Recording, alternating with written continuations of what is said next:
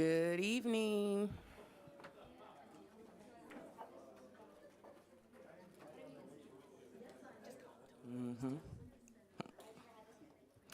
I would like to call Champaign County Board Committee of the Whole meeting to order at 6:30. Clerk, can I please get the roll? Or can you please call the roll, please? Smith, Present. Storr, Present. Straub, Yes. Taylor, Here. Thorsland, Here. Vanich Theronot, Here. Wilson, Here. Cowart, Present. Esri, Here. Farney, Here. Furtado, Greer, Here. Hanauer Friedman, Here. Locke, Here. Lokshin, Here. Michaels, Owen, Pugh, Here. Rodriguez, Here. Rogers, Present. Sexton, Carter. Here. Thank you. Can I get a motion to approve the agenda? First by Locke, second by Thorsland.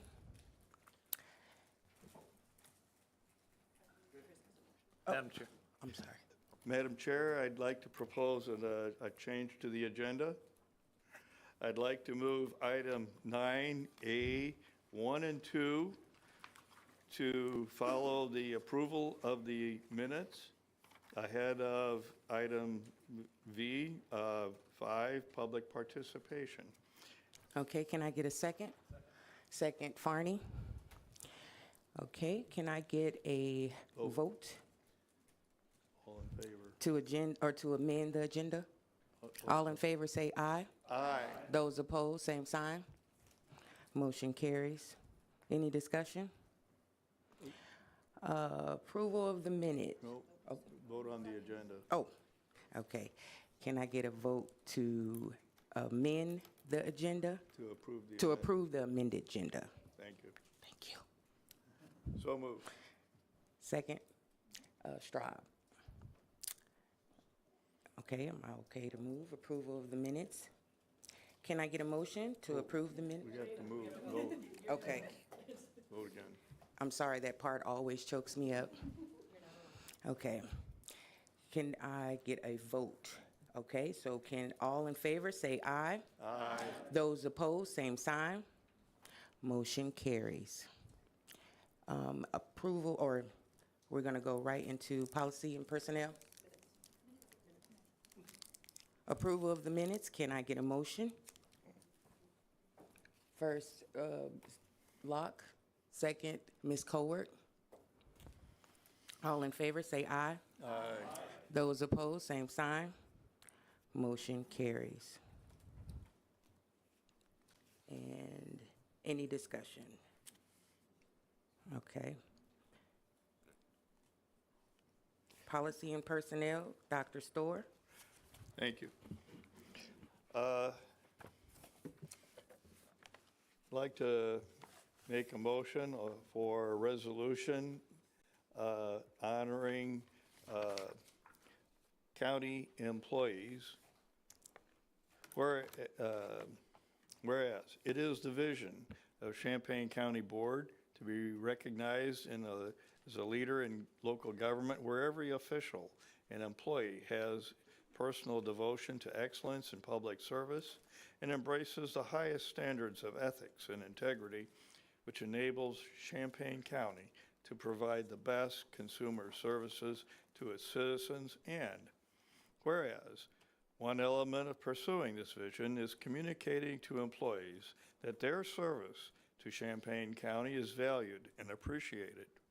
Whereas Champaign County employees admirably serve the people of Champaign County with full commitment to the responsibility of county offices, work in partnership with fellow employees and county officials, and have dedication to the best interests of all people in Champaign County. And whereas the Champaign County Board wishes to recognize the dedication and service of the employees who have reached 5, 10, 15, 20, 25, 30, and 35-year milestones in August 2024.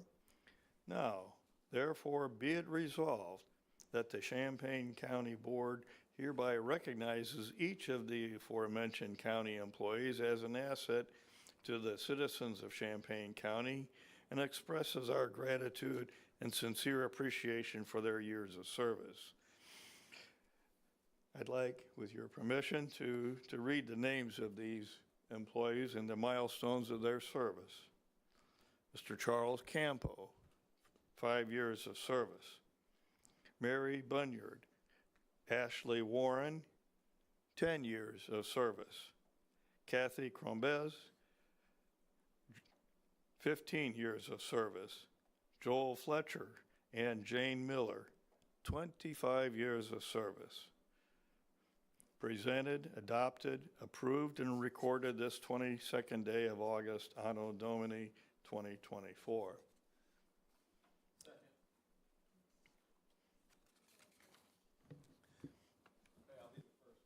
No, I think it is the second. Second by Farney. Discussion. Is there any discussion? Are any of the mentioned employees present? Or their supervisors? Huh?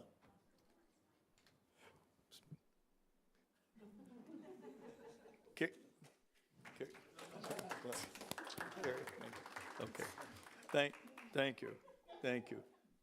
I guess we vote. Madam Chair, I guess we voted. All in favor, say aye. Aye. Those opposed, same sign. Motion carries. Okay. Item 9A2, or should be 2, resolution honoring retiring county employee. Whereas is the vision of Champaign County Board to be recognized leader in local government where every official and employee has personal devotion to excellence and public service and embraces the highest standards of ethics and integrity, which enable Champaign County to provide the best customer services to its citizens. And whereas one element of pursuing this vision is communicating to employees that their service to Champaign County is both valued and appreciated, and whereas Champaign County employees admirably serve the people of Champaign County with full commitment to the responsibility of county offices, work in partnership with fellow employees and county officials, and have dedication to the best interests of all the people of Champaign County, and whereas the Champaign County Board wishes to recognize the dedication and service of the employees who will be retiring in September of 2024, now therefore be it resolved that the Champaign County Board recognizes each of the aforementioned Champaign County employees as an asset to the citizens of Champaign County and expresses our gratitude and sincere appreciation for their years of service. And we have only one retiree, Mr. Dwayne Rolls, with 32 years of service. Thank you, Dwayne. Presented, adopted, approved, and recorded this 22nd day of August, Anno Domini 2024. All in favor, say aye. Aye. Those opposed, same sign. Oh, Leah seconded.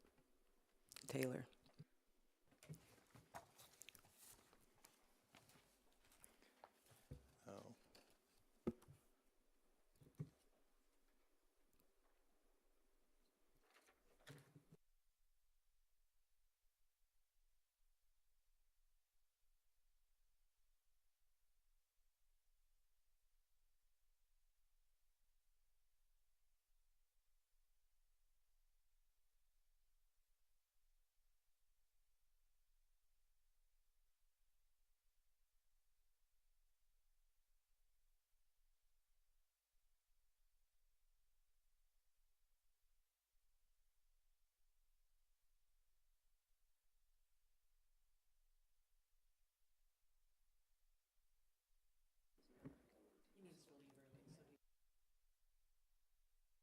public participation. I have one card before me, George Danos.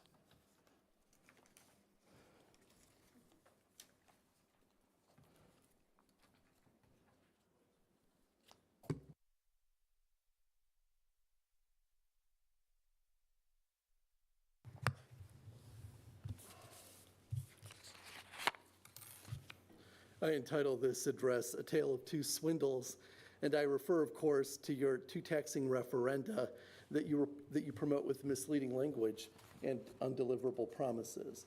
The first referendum would raise sales taxes in this county to up to 12%. The second and closely related referendum asks voters to forever give up their choice of auditor and instead leave it to you, who have undisclosed designs on their money and who would like to avoid democratic obstacles like independent CPAs who have the people's back and backing.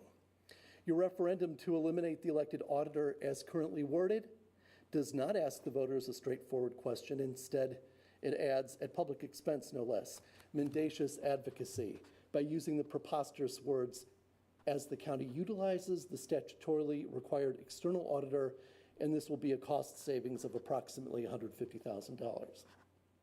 To paraphrase Mary McCarthy, that every word is a lie, including as and will. To paraphrase Leah Taylor, it's easy to make everything a fantasy when you don't know how anything works. The external auditor's contract is explicit.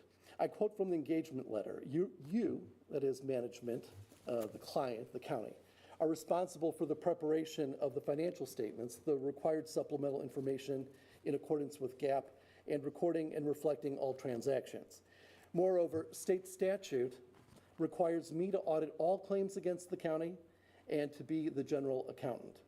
Moreover, state statute requires, so both statute and the external auditor agree. They audit my ACFR, not each and every transaction.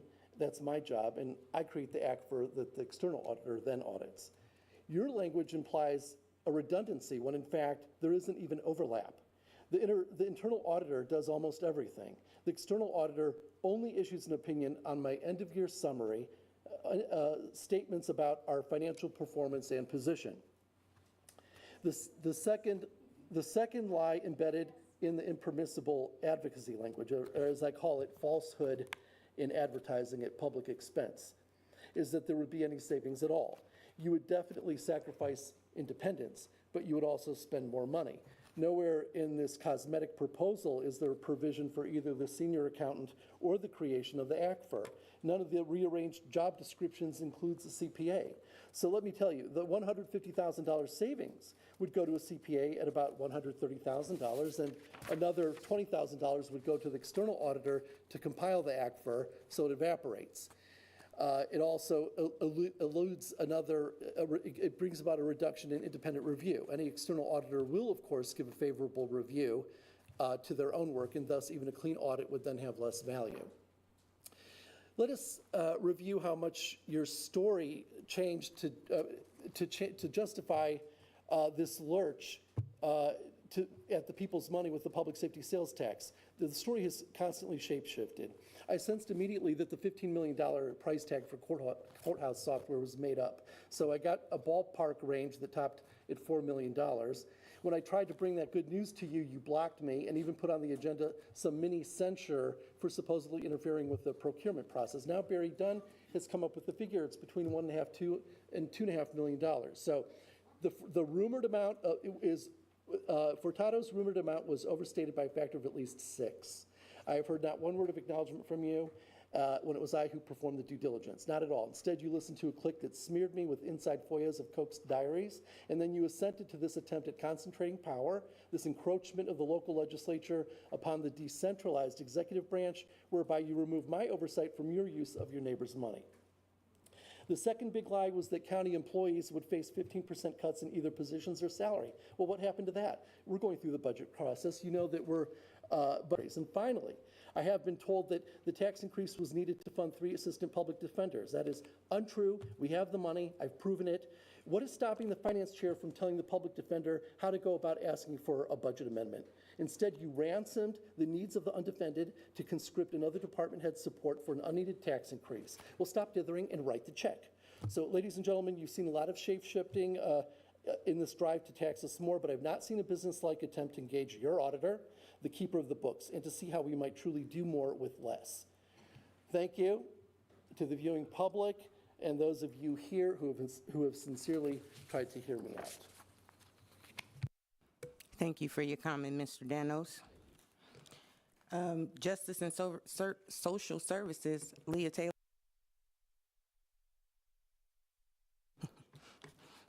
Communications amongst the board. Anyone have any communications?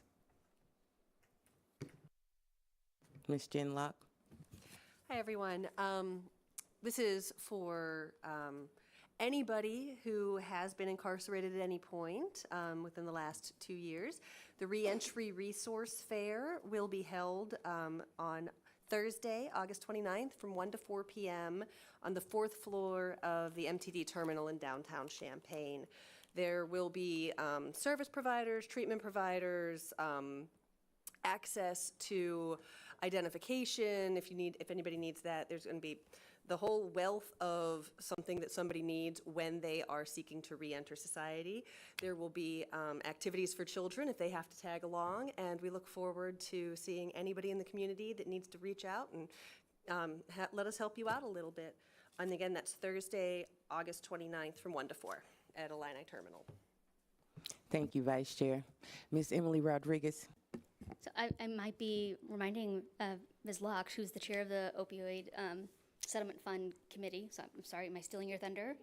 Okay, all right. We have a really exciting proposal that we're excited to introduce at our next meeting. This involves housing, which we know is a big ticket item, and we are eager to provide. This is a compelling offer. It's from See You at Home. Detailed, this would add beds to mid-level, yes.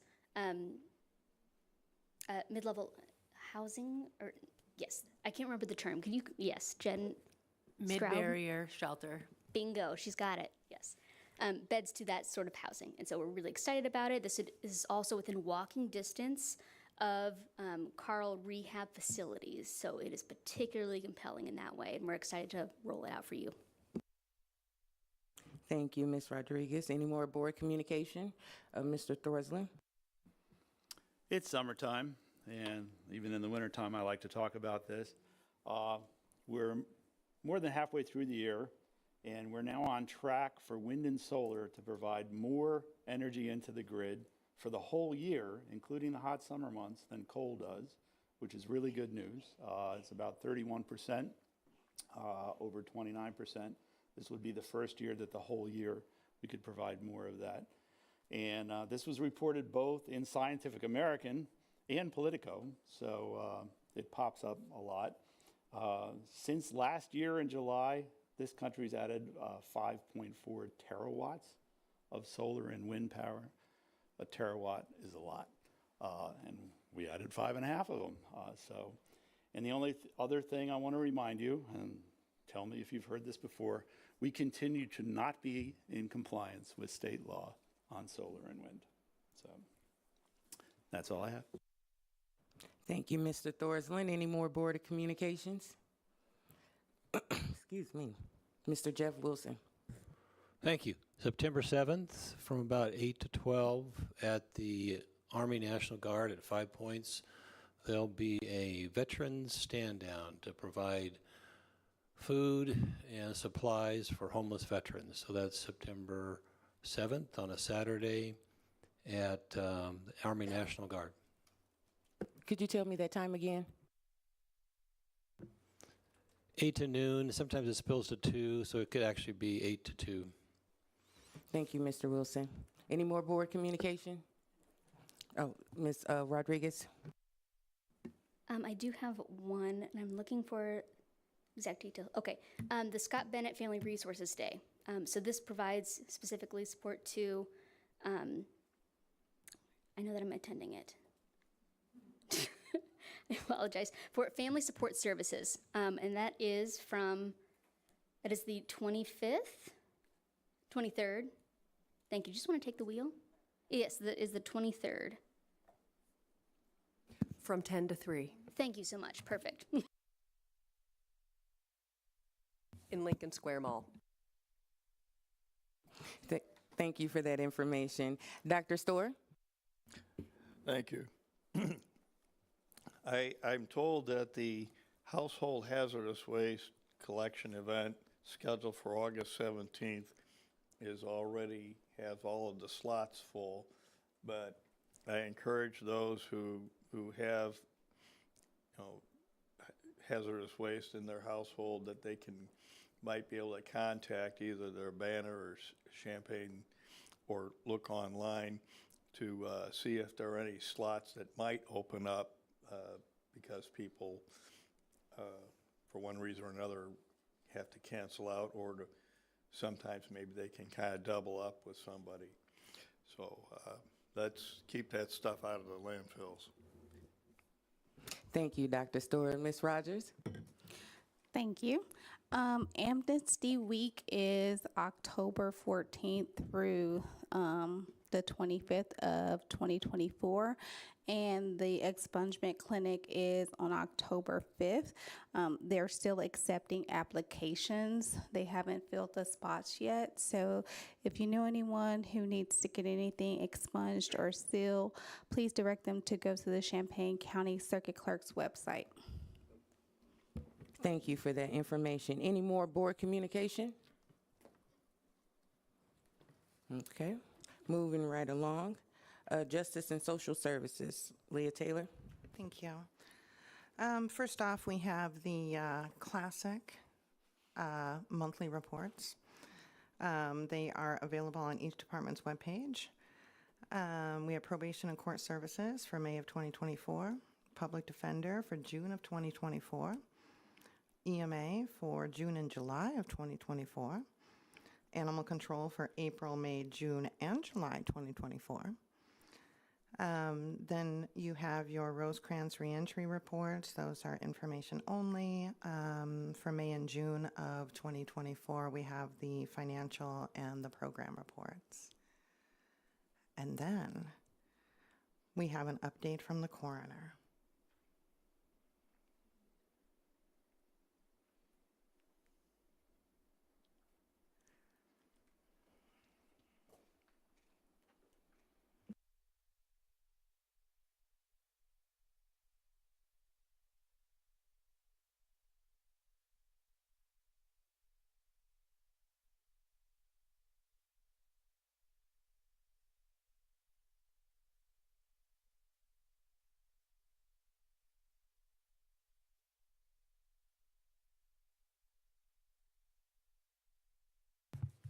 Good evening. Thank you for letting me come back and talk to you. Last time I was here, it was a pretty short conversation. So what I'd like to do this evening is just kind of run you through what's happening at the coroner's office, what we've been up to, and a little bit about where we are financially. So brought a little PowerPoint to kind of help guide the conversation. The first slide talks about our mission statement, and basically we're here to investigate deaths and provide support and compassion and empathy to families who lose a loved one. So if you don't know, the coroner's office is staffed with an elected coroner. We have a chief deputy and 5 full-time deputy and coroners who act as investigators for us. We don't currently have any part-time deputies, but we do have an autopsy technician and part-time deputy. We're currently, since we're not doing autopsies here, she's doing more part-time deputy work. Currently, she's working on our effort to return property to families that we've had for a long time and doing a very good job at it.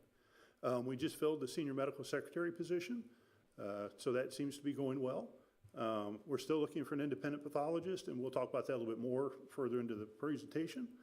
We're fortunate to have Dr. Chris Hughes, a forensic anthropologist at the U of I, who works out of our office and does a lot of casework for cold cases that predominantly come out of the northern part of the state.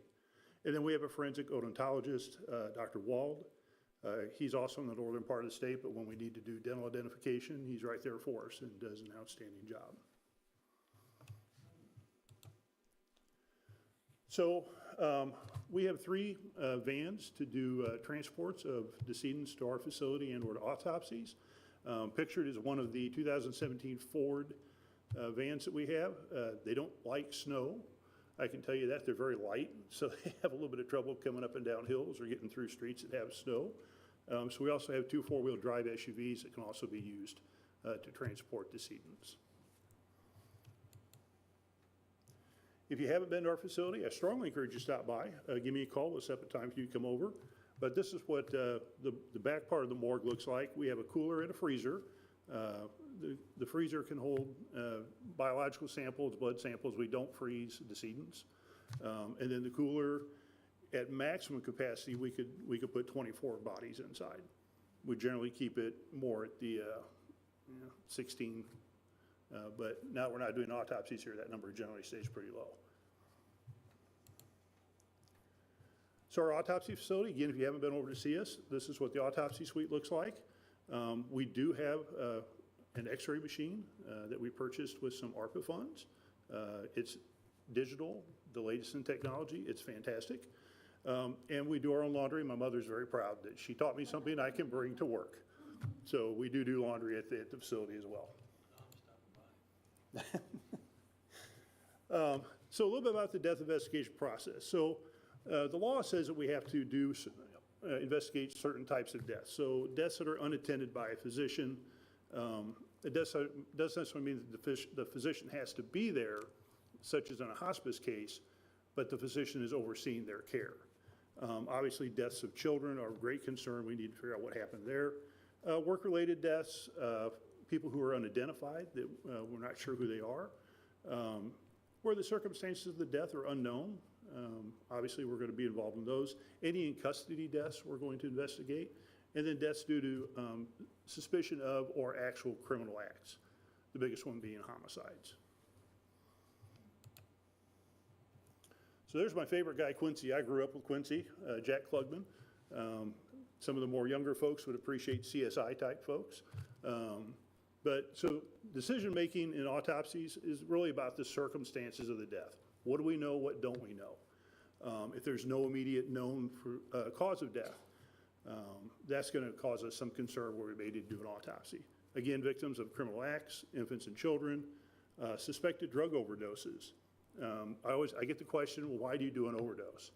Well, you can use drugs and die of something other than an overdose. So, if we just run blood work and, yeah, you've got some fentanyl or heroin in your system, it may not have been enough to cause the fatal event. So we do that autopsy to confirm what the actual cause of death was. Apparent suicides, we don't autopsy all of those, but a large majority we do. And then again, any in custody deaths. So now the part that you guys really want to know. We've done 74 autopsies this year. Our budgeted money for autopsies this year was right around $137,000, something like that. To date, we've spent $129,279. We only have $13,000 left in that budget line item. This brings up a shortfall of about $134,000. This is something I discussed with you in a letter I sent to the board, I think in March, predicting that we were going to have a shortfall, and indeed we're going to. On the far right side of the slide, you'll see the breakdown of what an autopsy is costing us. The $1,200 goes to the pathologist. He uses a transcriptionist, so there's a $45 fee for the autopsy report. Springfield charges $180 for their morgue fee. There's a technician fee of $200, and that's the person who helps the pathologist do the autopsy. And then transportation costs, these are really estimates because with the price of fuel, you're never really sure what you're going to be paying. So in total, about $1,766 for an autopsy. It's a lot of money, but these are things that we have to do. So that's the autopsy picture. So we also do forensic testing as far as toxicology. There are some things that we have to do by law. So any driver that is killed in a motor vehicle crash, we're required by law to do toxicology on that driver, whether we do an autopsy or not.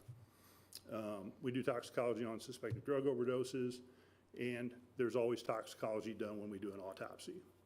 There's also special testing that we have to do, such as histology. We do some genetic testing, particularly on infant cases. Carbon monoxide is something else we can test for.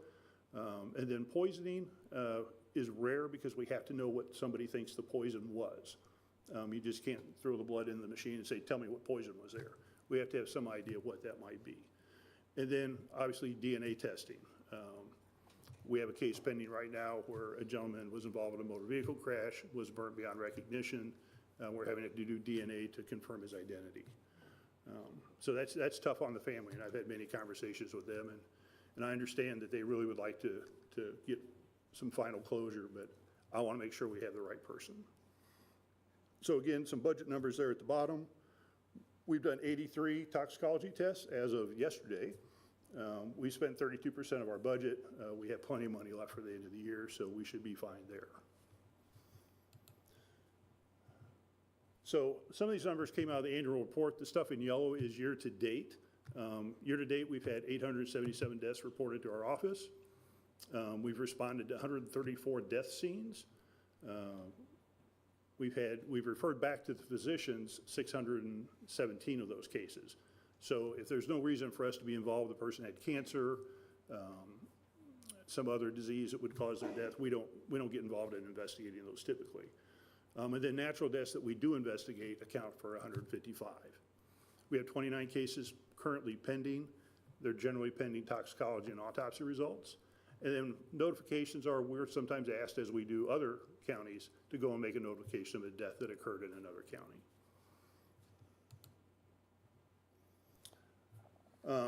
So to break down the manners of death a little bit for you, again, the top numbers were in the annual report. The bottom numbers in yellow are year-to-date numbers as of the end of June. We've had 62 accidental deaths. Most of those involve falls. And then we've had 6 homicides as of the end of June. Unfortunately, we have a couple more that will come up in the stats later, and we've had 8 suicidal deaths. Overdose deaths, I know that the opioid task force likes these numbers to come out. I'm happy to say we're down. We've had 18 overdose deaths this year. Those cases usually involve more than one drug. So you're going to see cocaine mixed with fentanyl, methamphetamine mixed with fentanyl or cocaine. We're not seeing a lot of heroin right now, which is a good thing. I would attribute this to a lot of different things. One, law enforcement's effort to really crack down on the dealers and get the drugs out of our community. The other picture is all the services we have. We have the free Narcan programs. I just participated with the Rotary last week getting trained to use a different style of Narcan. So I think those community efforts have really driven these deaths down, and I think that's outstanding. So we usually get asked about death certificates. Everybody wants it right away. Unfortunately, when there's a coroner's investigation, there isn't really much way we can give that to you right away. The autopsy report takes 30 days to get back. So I ran some averages for you. The average days for a coroner's death certificate where there's no trauma is about 29 days. That's well below the average, which is 3 months. And then average days to get a trauma death certificate is about 40 days. So in those cases where it's going to take the coroner's investigation to determine the cause of death and the manner of death, we issue what's called a temporary death certificate. This death certificate is a certification of the death. It has the time and date. It just doesn't have the cause of death or the manner of death on it. This is useful for everything except life insurance, and some banks won't take it, which is crazy. I don't understand why a bank needs to know why your loved one died. They just need to know that they passed on, and that you need to get access to those funds, take care of the estate. But those are their rules. We do our best to get around that. I've written letters to insurance companies saying, hey, this death is under investigation by us, but there is no suspicion of anyone having done anything to this person. So we try to do that whenever we can and help the families as best we can. We get asked about cremation permits. This year we've issued 663. Just a quick note on that. So we don't charge the cremation fee for infants. I don't think that's right. So we don't do that. And then indigent cases where someone maybe doesn't have family or doesn't have any money and the funeral home is doing it for free, we're also not going to charge for that. So a little bit about our forensic pathologist search. Thank you to all of you. We entered into a contract in October of 2023 with Jackson Physician Search. Corey was our main lead on that, and she was fabulous. She made a total of 215 cold calls to folks. Now I'm going to have to look at the screen a little bit, sorry. 50 emails sent every 3 days under the forensic pathologist website that they all look at, and then 50 emails sent every 3 days for just anatomic pathologists. Some of the things that we saw, well, she got 115 detailed views of our posting, which is pretty good, or 1,500, sorry. Some of the things we got back from the people who looked at our job was that one was a new pathologist, and he really wanted to work alongside someone. He wasn't comfortable coming and working by himself. Offer sounded great, but they weren't looking to move from their current position. Some folks wanted a complex case fee, which essentially would take that $1,200 base and move it up to double in some cases. And I just don't think that's reasonable. Some folks only wanted to work 2 weeks, 1 week on, 1 week off, 2 weeks on, 2 weeks off, but wanted us to hold cases for them until they came back. I can't realistically do that to a family. So when we go an hour down the road and get an autopsy done. So that just doesn't work out. And then, very happy in my current position, job sounds great, I just don't want to move. So I think we presented the right stuff, I just don't think, folks are ready to make moves. So we have terminated the contract, and we'll look at it again after the first of the year and see what options we might have. But I can tell you, Jackson, those folks worked really hard for us. We did interview, I think, 12 pathologists total. So something that's near and dear to my heart is training and education. So far this year, the staff has received Narcan training, training on fentanyl and opioid deaths in infants and children, which is a very depressing but interesting training session. Question and death investigations, documenting the death scene, child injuries, signs of abuse and death. Again, hard to go those classes, but you've got to learn that stuff. And then sharp and blunt force injuries. We got a grant to send my chief deputy to Atlanta to a national program for death scene investigation. So she spent 4 days in Atlanta on somebody else's bill, not ours. So in total, the deputies have received 20 hours each in training this year. My chief deputy, 44, and I'm up somewhere around 90 to 100 hours.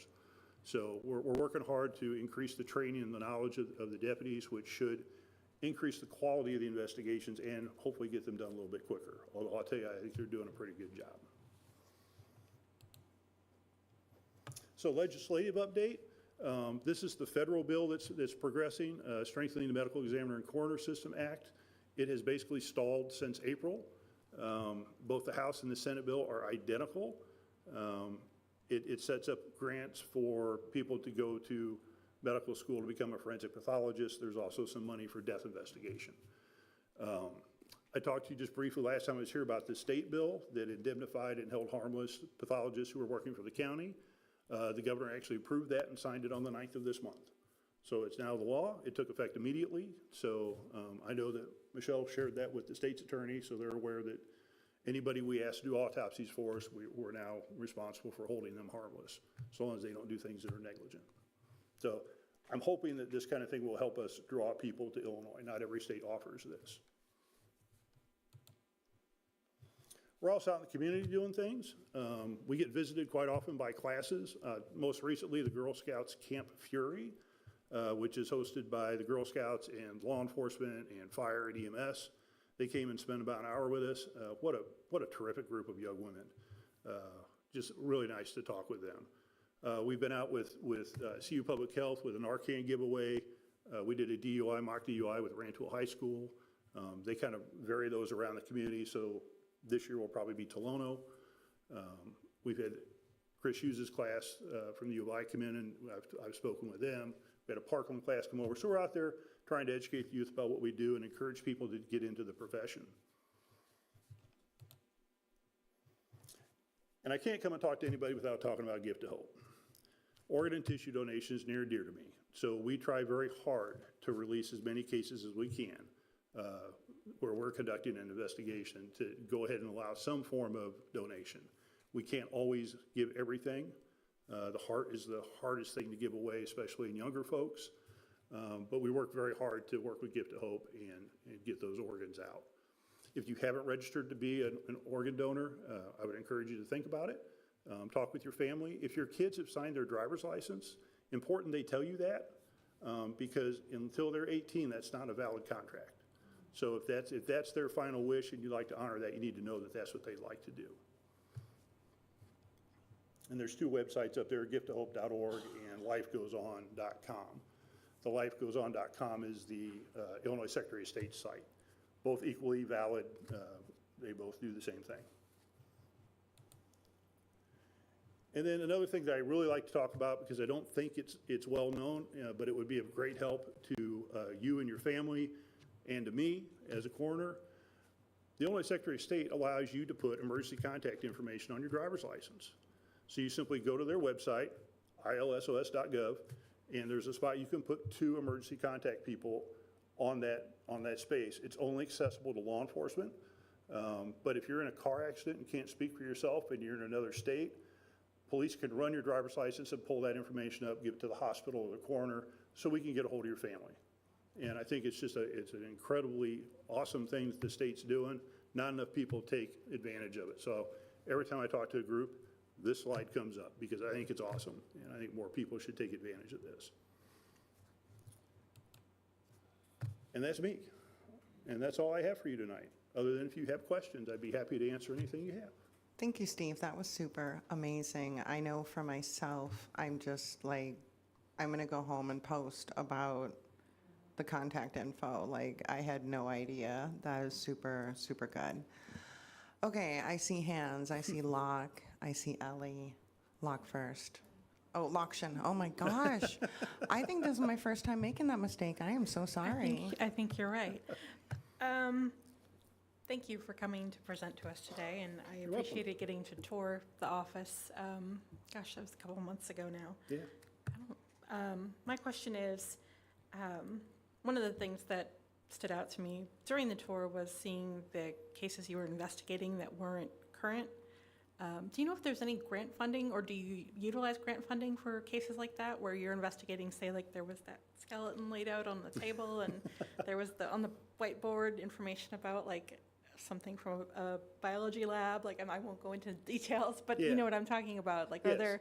are there grant funds that you use for those investigations? Well, or? so most of those are not our cases. Those are our forensic pathologist case, or our forensic anthropologist cases, and she's working those for the counties. She does those without a fee. So the one that you particularly saw was out of the northern part of the county. It was a body that was found and is probably a homicide. So, yeah, she does that work for free, and she'll do that free for us as well. Okay, thank you. Yeah, I didn't ask that at the time, but thought of it today. Thank you. Yeah. Hi, thank you as well, and I'm sorry I missed that tour because I was supposed to have been there. Well, you can come anytime. Just give us a call. Just a quick question that I think I know the answer to, but wanted to check. On one of the slides where you listed the causes of death for homicides and suicides, the leading one, there was an acronym. It was GSW. What does that stand for? Gunshot wound. Okay, thank you. Yep. Thank you for your presentation. I have yet to get a tour, but I will definitely be calling you. Please do. How long does the coroner hold on to the body? Depends on the case and how long it takes the family to select a funeral home. So as soon as the autopsy is done, we can release the body to a funeral home. You know, a lot of the sudden deaths people aren't prepared for. So it takes them a day or two to get things together and figure out what they want to do and select a funeral home. But we don't hold bodies any longer than we have to. Is there a time limit by law or anything? No. Okay. Thank you. Yeah, absolutely. Beth? So you collect DNA. Do you upload that to CODIS or any databases, national databases? So no, not on a standard autopsy. We would not do that. So all homicides get submitted to the state police, then they upload those into CODIS. And what we find is that's the main reason for that is they're looking if this person had committed a crime or someone related to them may be linked to a crime that's under investigation. But no, as a matter of course, we don't submit DNA. Okay. And have you ever enlisted the services of a genetic genealogist, forensic genealogist, for identification of victims or potential bodies?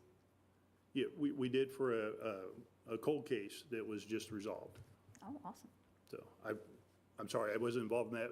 The former coroner did that case, but yes, along with the sheriff's office, actually, Dwayne Rolfs, who's retiring after 32 years, was the lead investigator on that.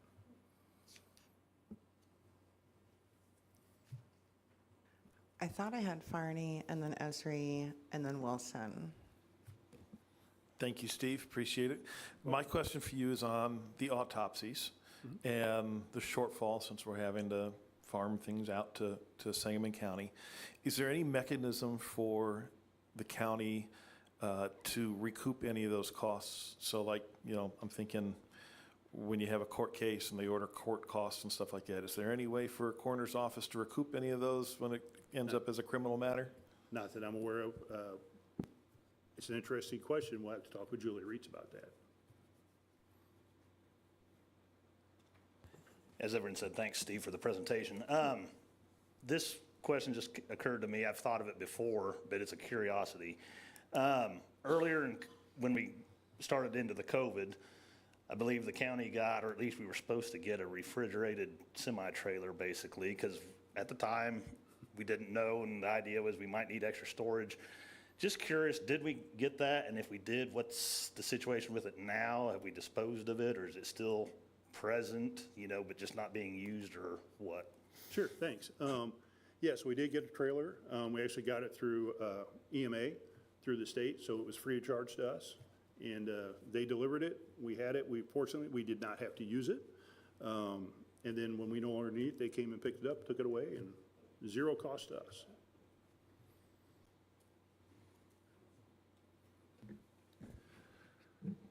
Thanks, Steve. So glad to see you.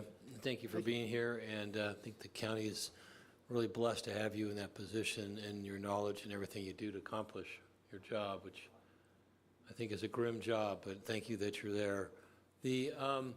So when there's a scene, if it's a crime, then is there I know this is kind of morbid, but is there a jurisdiction on who the decedent belongs to? Does it go to the sheriff first and then the coroner, or does it go to city police, or how does that work?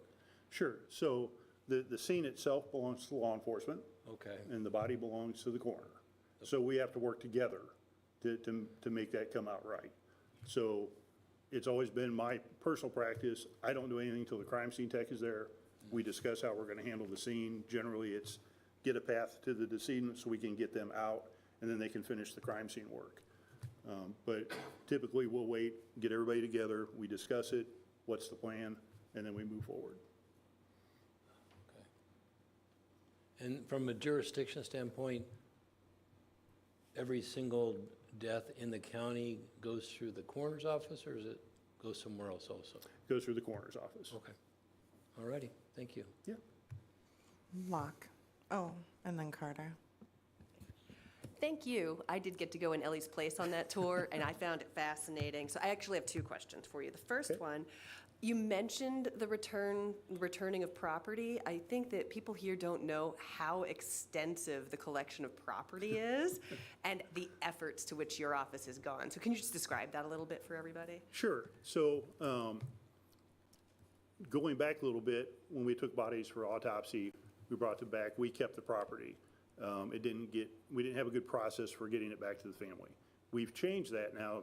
The property goes with the body to the funeral home, and they give it back to the family. So we had quite a backlog of property. I don't know if you saw the news report, but at least 100 bags of property or more.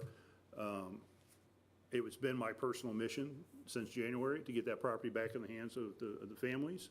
So we've sent letters. We pulled the death certificates. Who the informant is on the death certificate is who we're trying to reach, and ask them if they'd like those items. And we actually mailed them a letter, has a copy of the property sheet that details what it is we have, ask them if they want it. If they don't, let us know they don't want it, we'll destroy it. So we're probably 2/3 of the way through. That is great. Thank you so much for doing that. Now, another question. You had stats about Springfield. Is that the only place where we're sending bodies for autopsies, or are we sending them anywhere else? Right now, we're exclusively going to Springfield. Okay, great. That's, I know we had talked about personal thoughts on others, so that is great as far as I'm concerned. Yeah, the cost would be no different going to Bloomington. Yeah. In terms of the suspended search for a pathologist, fully agree. If you've checked the whole market, we have to wait a little bit. But in the many, many reasons that were people listing, was like what we're paying ever listed as like, this would be great, except the pay is too low, or No, they actually thought that the pay was pretty fair, other than that complex case increase that some of them wanted. Okay. And the issue really became with that is, what's the menu? What are you going to upcharge based on what case? And we never really got a good menu from anybody. It's kind of like, well, you just have to trust me. I'll just tell you when it's a complex case, and I'll tell you how much extra money I want. Well, that's not a good way to do things. So that was kind of the problem with that. And then just a thank you for doing all the Narcan training out in the community. I saw when you did the Rotary, I saw social media post about it, and it's fantastic because you're right. Those numbers are showing that it's only polysubstance overdoses where Narcan's not going to work where people are Well, it overdosing will. right now. As long as they have an opioid, it'll work. So. Yeah, and- unless it's cut with the tranquilizers. So Anyway. so I would like to invite you all, we're going to hold Narcan training at the coroner's office. So I will let you know, and you can sign up and come over. I'd love to have you come over. It'll be me and a person from the Rotary teaching it. It's a very short class, takes about 30, 45 minutes, and you're out the door. You get Narcan to take with you. And it's a great program because if you use it, you call the 800 number, they send you a new one free of charge. Great, thank you so much. Yep. So we don't have any refrigeration for the bodies, and I'm trying to figure this out, because I know the embalming process does help to preserve the body. Yeah, we do have refrigeration. You do have refrigeration? Yeah. Okay, because Let I me back up. misunderstood. I can show you. Okay. Oh, we don't freeze them. Okay, that's what I misunderstood.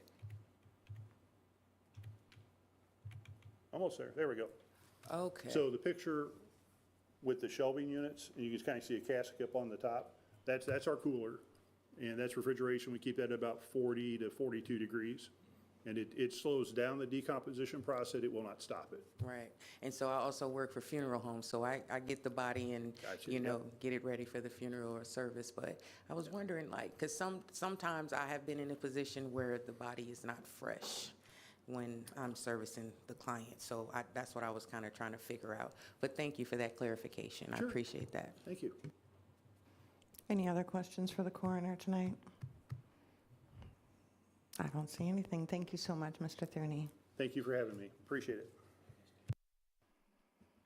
Next up, we have 2 items from the county clerk, who I see in the back corner over there. He's going to update us on restrictive covenant mapping and the election center conference.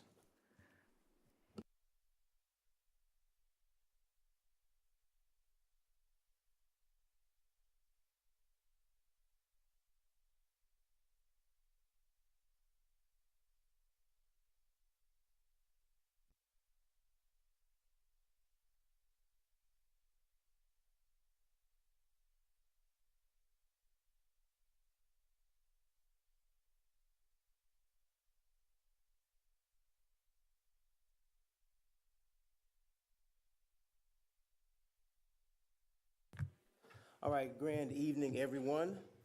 I am Aaron Ammons, the Champaign County Clerk and Recorder. I am going to give you a little bit of an update on restrictive covenants, the election center, and we have a couple other things that we'll throw in here as well. So these are our updates. I want to make sure that I convey my pride in being able to represent Champaign County in all of the following updates. While I have the pleasure of serving as county clerk and I enjoy my personal accomplishments, it is not lost on me that I represent the people of Champaign County when I interact with other election officials across the country. I will also add that Champaign County receives calls from other counties looking for direction with vote by mail, drop boxes, and we're seeing an increase in questions surrounding restrictive covenants, et cetera. So one of the things that I am trying to contain my joy about is it is something that is personal, but it's a representation of Champaign County. So I have been enrolled in a program called CIRA, which is a program that is hosted by the Election Center in conjunction with Auburn University. So I'm just going to give you a little bit of a backdrop of what that is so that you can have some context. The Election Center's professional education program began with 4 courses being offered at the Election Center's 1992 annual conference in Nashville, Tennessee. Several thoughtful election and registration officials recognized that this profession requires expert, trained administrators. Administrators who understand the subtleties of the myriad of factors now making the administration of the elections process a specialty for which specific knowledge and abilities are essential. Since 1994, the Election Center, in partnership with Auburn University in Alabama, has offered professional certification as Certified Elections Registration Administrators, CERA. The professional education program is the only program of continuing professional education which specializes in voter registration and elections administration. Participants receive continuing education units from Auburn University and Election Center credit towards the achievement of the profession's highest designation. The program consists of two major parts. After completion of certain coursework and additional requirements, you can become a certified elections registration administrator. The CERA status will require a commitment and dedication to the highest professional standards and a commitment to continuing education. This has been a challenging, exciting, and very informative endeavor, and I am extremely proud to announce that I have successfully completed all 12 courses in election administration, and I will be graduating with a class of over 100 of my colleagues on September 10th of this year in Detroit, Michigan. Thank you. That was a lot. I've been working on this since 2021. A mixture of in-person classes, at conferences, or online classes, lots of different projects. I'm going to milk this, so I'm going to show y'all a little bit about, so the classes, the 12 classes consisted of election administration as a system, management and leadership, strategic planning and budgeting, election information access and security, ethics, communications and public relations, enhancing voter participation, implementing new programs, voting history from 1965 to present, constitutional law of elections, voting history from the ancients to 1781, which was quite fascinating, and history number 2, which was 1781 to the modern era. So those are all of what we consider my undergrad coursework that I'll be graduating for because of those classes and the attendance of several conferences as well. So the Restrictive Covenant Project.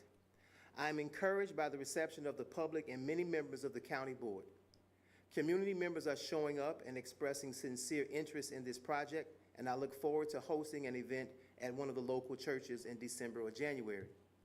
Members Rogers and Rodriguez have been active members of the advisory committee, and members Taylor, Straub, Pugh, and Locke, hope I'm not forgetting anybody, also attended the educational event we held at the Champaign Public Library. Was it last month? It was? Yeah. Member Rodriguez and Dean Sharp of the law school have helped the committee understand the possibilities of the data that we are accumulating. We recently met with the dean's office to see how law students can engage the information and understand the impact of restrictive covenants on our local community. I strongly encourage you all to attend our next event that is tentatively scheduled for September 5th from 6 to 7:30 at the Champaign Public Library. And I promise there will be refreshments this time at 5:30. While we have received a few requests for the necessary forms to strike the language from the members of the public, we have not had anyone complete the process of striking restrictive covenant language from our land documents as of yet. We hope that we will see some action from the public as we continue to educate our community about this project and the impact of restrictive covenants on members of the community. Katie will share a few things with you now. All right, so a quick summary on the work that we've done so far together with the committee. We've created a specific spot on our website that I've sent you all links to before, and it's still available. It's growing. The information that we have on our website regarding restrictive covenants is growing and will continue to grow as we accumulate more information about restrictive covenants. One of the new additions that you will see on there is a GIS map of restrictive covenants in Champaign County. I'm really grateful that we have this resource. I think this will be useful in a few ways. So for private individuals, general members of the public, you can use this map one of two ways. You could just zoom in if you know where you live geographically in Champaign County and see generally if you are in one of the pre-highlighted impacted subdivisions. Or if you would like to avoid zooming in, you can enter your address in the upper left corner of the GIS map and see exactly where your house is as it relates to these impacted subdivisions. But this will also be useful, and I think Emily could perhaps elaborate more, to elected officials and service givers in Champaign County, because now you can use this map in conjunction with other layers in other districts in Champaign County to see which areas would be most in need of additional funds and services in the county. Does that sound like an accurate? You're on target. Nice. So this is what we've done so far. We're going to continue growing everything that we have. But one of the ways that we plan on doing that is doing more research efforts. So we want to work with local university. We have a university here. What a great coincidence. We're going to utilize that and see what information we can get about the ways that restrictive covenants have been implemented and have impacted our community locally specifically, and present that to the community. Let me check, make sure I didn't miss anything. You're doing fine. I will emphasize that we want to continue to publish as much information as possible in a way that is free and shareable to members of our community. And I would ask again for all of those that have expressed interest in this project that if you live in one of these impacted areas, please act. I think there are several members of the community that might be waiting for the next guy to do it, and sometimes you are the next guy. So if you have any questions, please reach out. Appreciate it. And just one more time, I will reiterate that for all of you, especially as policymakers, the color of law is absolutely essential for your reading and understanding of the impact that these restrictive covenants have had on our community and still have on our community when it relates to the two ways that people can make their way out of poverty, which is education and home ownership. So we hope you all will come out and join us. The next thing, I'm also very excited about a few things. So the documentary project, many of you may not be aware, or maybe you heard of this one, that we are working on a documentary featuring Jim Young and myself, and it will premiere on Monday, September 23rd, from 5:30 to 8 p.m. at the Spurlock Museum. So that is Monday, September 23rd, from 5:30 to 8 p.m. at the Spurlock Museum. The event is free and open to all. There will be light refreshments served prior to the event. They're going to be there, I promise. They're going to be there. The 45-minute documentary will be screened starting at 6 p.m., and then a panel discussion will follow immediately after the viewing. The documentary highlights community and student organizers who fought for the students' right to vote in all elections. It also highlights the work of Jim Young and myself and our efforts to make voting more accessible for all. University of Illinois scholars and 2 interns from our office are also in this documentary.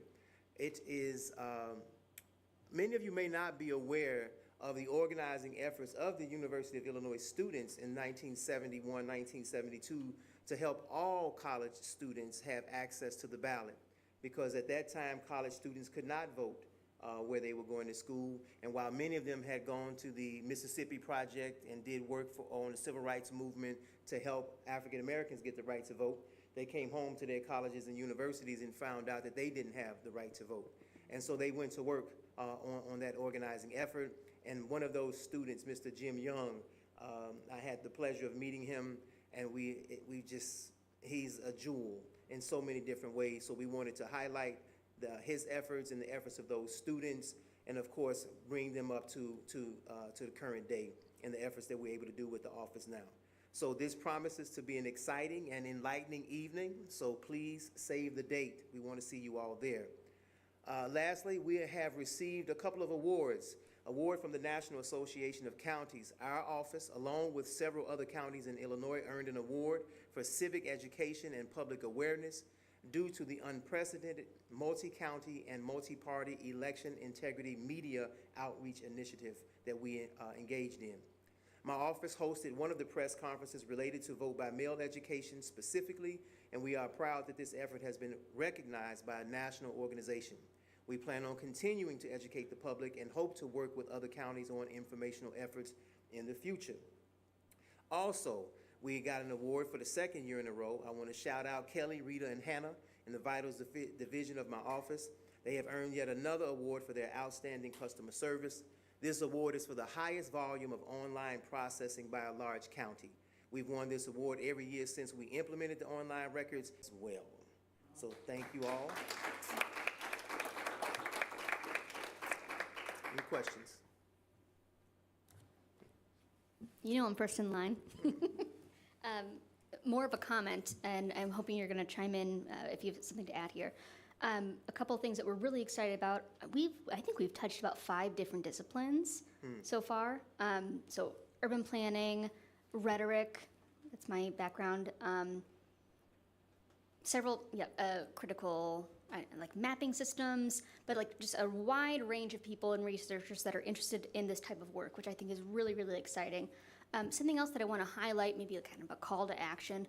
If you know maybe a high school teacher who'd be interested in using this information in their classrooms, that's something that would be really, really useful to us.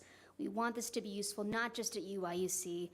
We're not interested in using staff resources that are going to be locked behind a paywall. This information belongs to the county, and we want to make sure that it gets there.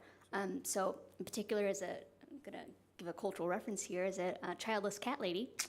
I don't have a lot of connections to, I got a laugh out of JJ, so that's a good day, to public education. So if you are somebody who is involved in the school system, Unit 4, et cetera, connect us.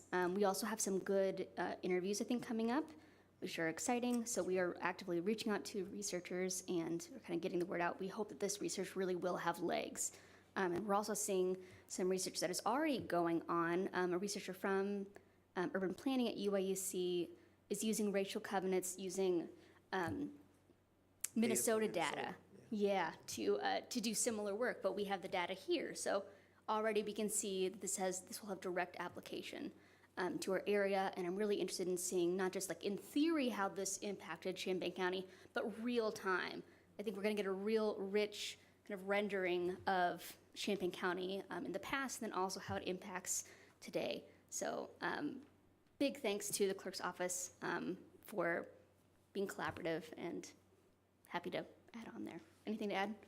It has been our pleasure. We did meet with the dean's office recently to see how some law students, especially those who are interested in real estate law, could come over and maybe come into the vault and see the covenants for themselves. So we want to, it is a very collaborative effort, and my eyes have been opened. I did not see all of these possibilities, so I'm really appreciative of the insight or the foresight that you have in relationship to this, you and Dean Sharp, and Lou Turner as well. But for the most part, you all have been asking other people to come and get involved and to engage the information. And I would love to see high school students get a full understanding of restrictive covenants or redlining, the banks that were involved, the policymakers who were involved. How can we share this information so we don't have this situation again? We all know that we live in a country where today the law could be one thing and 50 years later it could be something else, right? So when you can share do the education and share this information, especially with the new generation, then that's how we help prevent some of these things from happening again. Any other questions for the clerk? Oh, I have Carter, and then Locke, and then Wilson. Thank you for your informational meeting. I was in attendance as well. Yes. My apologies, Chair Carter. That's okay. Because you were indeed up front. You're absolutely correct. I apologize. I did enjoy that meeting. It was very informational. I do want to put it out there as much as I can for the next meeting. So I called September 5th. I know it's at the library, right? Yes, September 5th, 5:30 to, what was it? What did we say? 5:30 to? 7. To 7? 5:30 to 7. 6 to 7:30. Oh. She's trying not to do the refreshments. So 5:30, we're going to be doing setups and have some refreshments and that type of stuff, and then we'll go from 6 to 7:30. And it was also good to see you at CU Days this weekend, signing up new voters. Always great to see you both. So thank you so much. I wanted to congratulate you on the many accomplishments listed here. I also wanted to thank you for the 5 cookies my son did eat when they did arrive. All So there were snacks. You don't need to feel bad about it. He ate too many. That's my job. Also, I encourage anybody that hasn't checked it to check if your house is in that map. I think at least some people might be in a neighborhood that that is affected. And I would invite you to check you have access to our addresses. Let us know if we live in it. Just let us know. Like us here in this room. I know you don't want to reach out to the general public that way. Yeah. We're elected officials. We have no privacy. No problem, no problem. I do appreciate, Member Pugh did offer his address up while live and on the spot, and he missed it by about 4 houses. Yeah, yes, indeed. Jeff? Congratulations on all your accomplishments. Thank you very much, Member Wilson. Yeah, that's really fantastic. Thank you. Was it 4 years? When did you start this? About 4 years, 21 to 24. That's awesome. Thank you so much. And thank you for all the prestige that you bring to our county for all your work. Thank you so much. Thank you. Any other questions or comments for the clerk, JJ? I just want to chime in. I looked at the map while we were talking, and that's a great resource, and I'm glad we're able to do that. Any thoughts about the randomness of, it's like you've got one neighborhood here and one neighborhood here, and there's not much rhyme or reason to it. Yeah, I was just wondering if you have any thoughts on the historical side of that, or why it was that way. I'm just interested in your thoughts on that. The other thing is, in my previous life as a banker, we did lots of ethics training and learning about the things that were done that were absolutely wrong with redlining. So I am really glad to see this happening. And yeah, I think if we had some law students that wanted to look into this, and it's cool that we're doing this here. Because I'm going to tell my friends, I'm going to say, hey, go and look at this. They're going to find it interesting too, since in the real estate industry, people love those historical perspectives of things. So thanks for your work on this. Well, thanks for the question too. And one of the people who's been extremely helpful for us also is Matt DeFanis, who's a member of the advisory committee. Deb Finan is on it as well, but Matt has a particular expertise in that he's a realtor, lawyer, and also he teaches diversity, equity, and inclusion all the way across all over the country for realtors. And you know, he tells us quite a bit of how difficult of a task that can be to go into those spaces where things have always been done a certain way with a certain crowd, and then challenge them to do things different. So he's been an extremely valuable resource to this project. And you know, we've discussed a lot of these things that you're talking about and the questions that you raised. And I don't know if there's any particular rhyme or reason outside of the obvious, right? I mean, it was embedded in the real estate language, the banking world, that the presence of African Americans lowered property values, period. It was just understood. FHA, the Federal Housing Administration, that's why I'm encouraging you all to please read The Color of Law as elected officials. It's mind-boggling with some of the things that took place and how the impact on segregation and poverty in our country. So to me, it was really that straightforward. How does the white community stay away from or protect their property values by not allowing African Americans, or even in some cases other ethnicities, to live in the same area? So one of the things I hope to see happen through the students and through the other researchers' involvement is to maybe uncover some of that, because what's not discussed so much is who funded it, why. And what we found, this was striking, is that in 1948, when the law was basically outlawed by the Supreme Court, 11 of the 19 restrictive covenants and subdivisions that were created for Champaign County were created after the law was outlawed. So that's why we have to really understand that these issues that we're trying to address, these isms in our society, they don't go away with the stroke of a pen. It really takes the changing of minds, and that's going to be very, very difficult. It can be a very sensitive subject. It can be, you know, it's hard to break through that. So we hope to get underneath a lot of that, to uncover those things and present it in a way that people can understand what your responsibilities are today, and not have to carry so much the weight or any shame and guilt associated with that, but also but be very focused, laser focused on addressing and preventing it from happening again. Yeah. If I can add on to that, you ask a fascinating question, why some areas adopted these covenants and why others didn't. I think a couple things that we know for sure, just based on work that's been done in other areas, the motivations are either reactive, right? They're seeing people moving into a neighborhood and they want to just put a stop to that. Also preventative. So overall, I think what we're interested in so what I'm interested in uncovering is how our communities were displaced and movements of people, right? So whether they were blocked from entering a neighborhood, whether they were displaced from a neighborhood or prevented and bounced and told to move somewhere else, where did our African American communities go and where did they take root and to what effect? What was the story after that? There's so many questions that emerge whenever we take up this question. So I don't think it's so much, I would not attach intent or getting to the core of something. It's kind of, I think, what happened because of all of that, I think, is a great core question that we're trying to get at. But a fascinating question, and we're really interested to see what researchers have to say about it. Any other questions for the clerk? All Thank right, you all very thank much. you. All right, I swear we're almost done with Justice and Social Services. It's getting close, you guys, you're troopers. Next, we have Sheriff Harmon here for an update on the out-of-county boarding.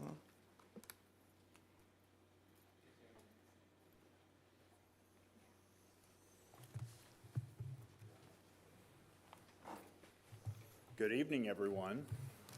Would anyone believe me if I said I'll be short? I will, though, actually. So we wanted to come and provide, under the purview of providing a little update on out-of-county housing and the jail facility and things like that. I don't have a presentation or anything like that. I did bring Captain Vogus with me to answer any questions you may have that I may not be able to.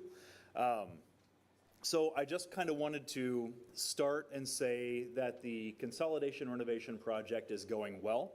I know some of you on the facilities committee have had an opportunity to see it. It is night and day compared to the existing facility, compared to the renovated or the new facility. So we are hoping that that's going to be open in September. And at that point in time, we will be able to move the inmates that are currently in A and B pod of the current facility, and then we'll start being able to renovate that. That is a lesser project than what the first part has been. So we have started, we have seen a decrease, general decrease in inmate population. I would say probably, and that's due to a couple of different things, but I keep track of that. 2 times a month, I keep track of the inmate statistics, just so I can kind of see those trends and what's going on there. Today, we have 136 inmates in county. We have 68 inmates that are housed in other locations, and that makes for 204 total inmates that we have in custody, not including electronic home detention, those who are serving their sentence with a monitor out in the community. 204, according to my stats. The only other time that we were under that was 198, and that was on August the 1st of this year. And that goes back to, I started keeping track on August the 1st of 2021, and our population at that point was 186. And so you can see our downward trend. Now, we may have spikes here and there. Some days have more intakes than other days. But overall, we are moving in the right direction. And that is because, not only because Pretrial Fairness Act, but I would say that the justice system is more efficient now than maybe they have been in the past, both state's attorney and public defender-wise. Cases are getting adjudicated more timely than what they maybe had been in the past. So out-of-county inmates, I have mentioned this before, that it's kind of an ebb and flow. And so we have this thing called classification. And so we will always budget for inmates to be housed out of county. Now, we're not budgeting for $3 million for inmates to be housed out of county in fiscal year 25. I'm budgeting, and you'll hear later this month during the budget hearings, I'm budgeting $25,000 for inmates to be housed out of county in fiscal year 25, which is consistent of what we had before we closed the downtown jail, and we had to house more inmates out of county. And the reason why that's important is because we have inmates that may need protective custody. We have inmates that may need resources that we can't provide at the Champaign County Jail, and those inmates then are generally sent to surrounding counties like Piatt County, DeWitt County. Whenever we closed the downtown jail and we had a really big spike in inmate population, those things happened about the same time. Kankakee was one of the only county jails that was able to take a majority of our inmates. And though it's a little further away, it's important for my staff because then we can then make fewer trips and we can be more organized with getting inmates to court hearings. If an inmate bonded out at that point in time with cash bond, we could get up there really quickly and we could get them released. And so consolidating those inmates into as few facilities as possible really did make sense. I am hoping that by January the 1st, we will have our consolidated facility open and the majority of our inmates will be back in Champaign County. Now, I will say that there have been, just like with any infrastructure project, there have been a couple of things the Facilities Committee knows. You've seen the different change orders and things like that. One example is our new telephone provider for inmates uses a lot more technology, such as the equivalent of text messaging and things like that. Well, what does that mean? That means it takes a lot more Wi-Fi in our facility that we just didn't plan for. And so some of those things were working simultaneously with the other part of the renovation, but those are things that the contractor is having to put in so we can utilize our technology to the utmost of our abilities. That in 2020 and 2021, when we were planning, we just didn't know what we didn't know. So the caveat is if for some reason there is a major halt to where we cannot open the consolidated facility on January 1st, I may be sitting in front of you asking for a little bit more money to house out of county. But I am not asking for that in the fiscal year budget 25. That's how confident I am right now at this point that we will be back to a sense of normalcy starting at the first of the year. So that is an overview, a broad overview of the updates that we have.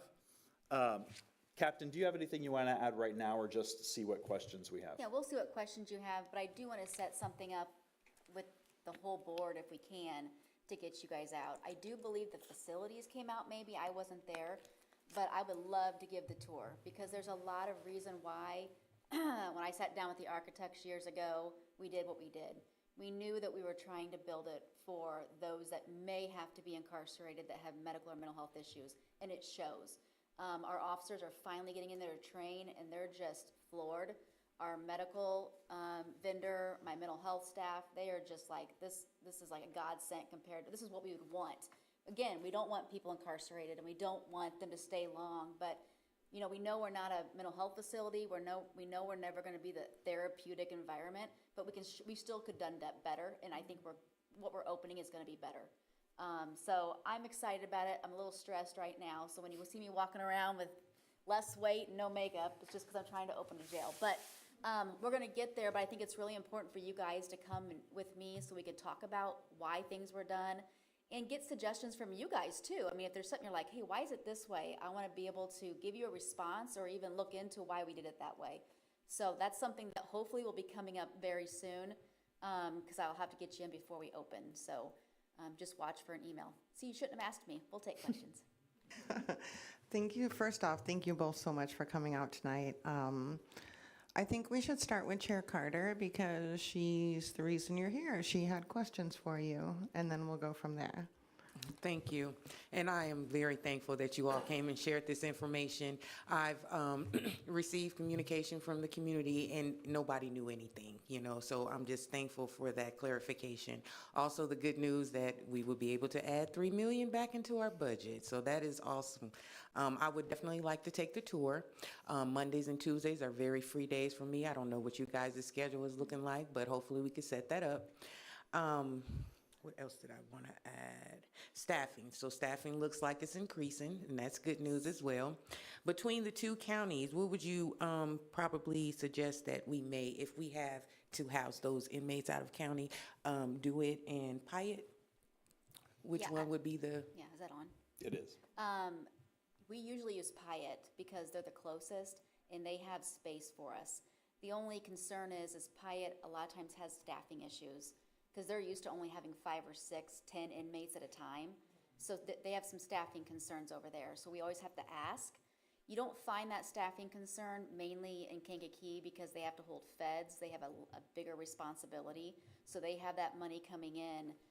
So they're able to have their staffing and they're used to having all those extra people in their housing units. So that, or we've been housing in Macon too, don't forget. So we've been in Macon. I think we have maybe 1 or 2 left in Macon right now.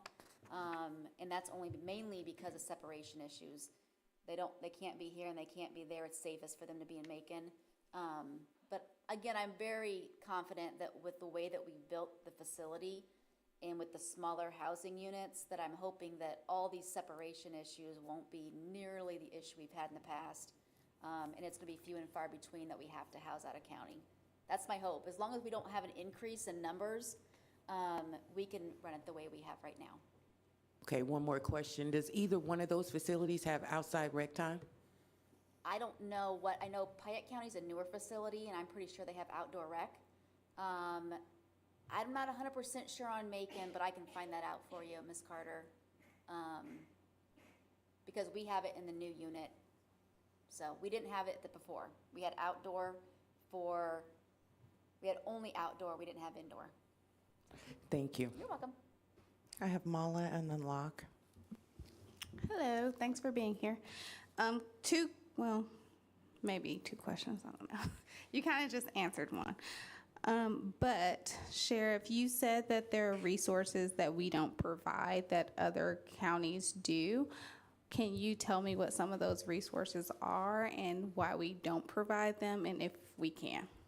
Well, primarily I was referencing the protective custody and those types of things. We do a really good job at providing resources.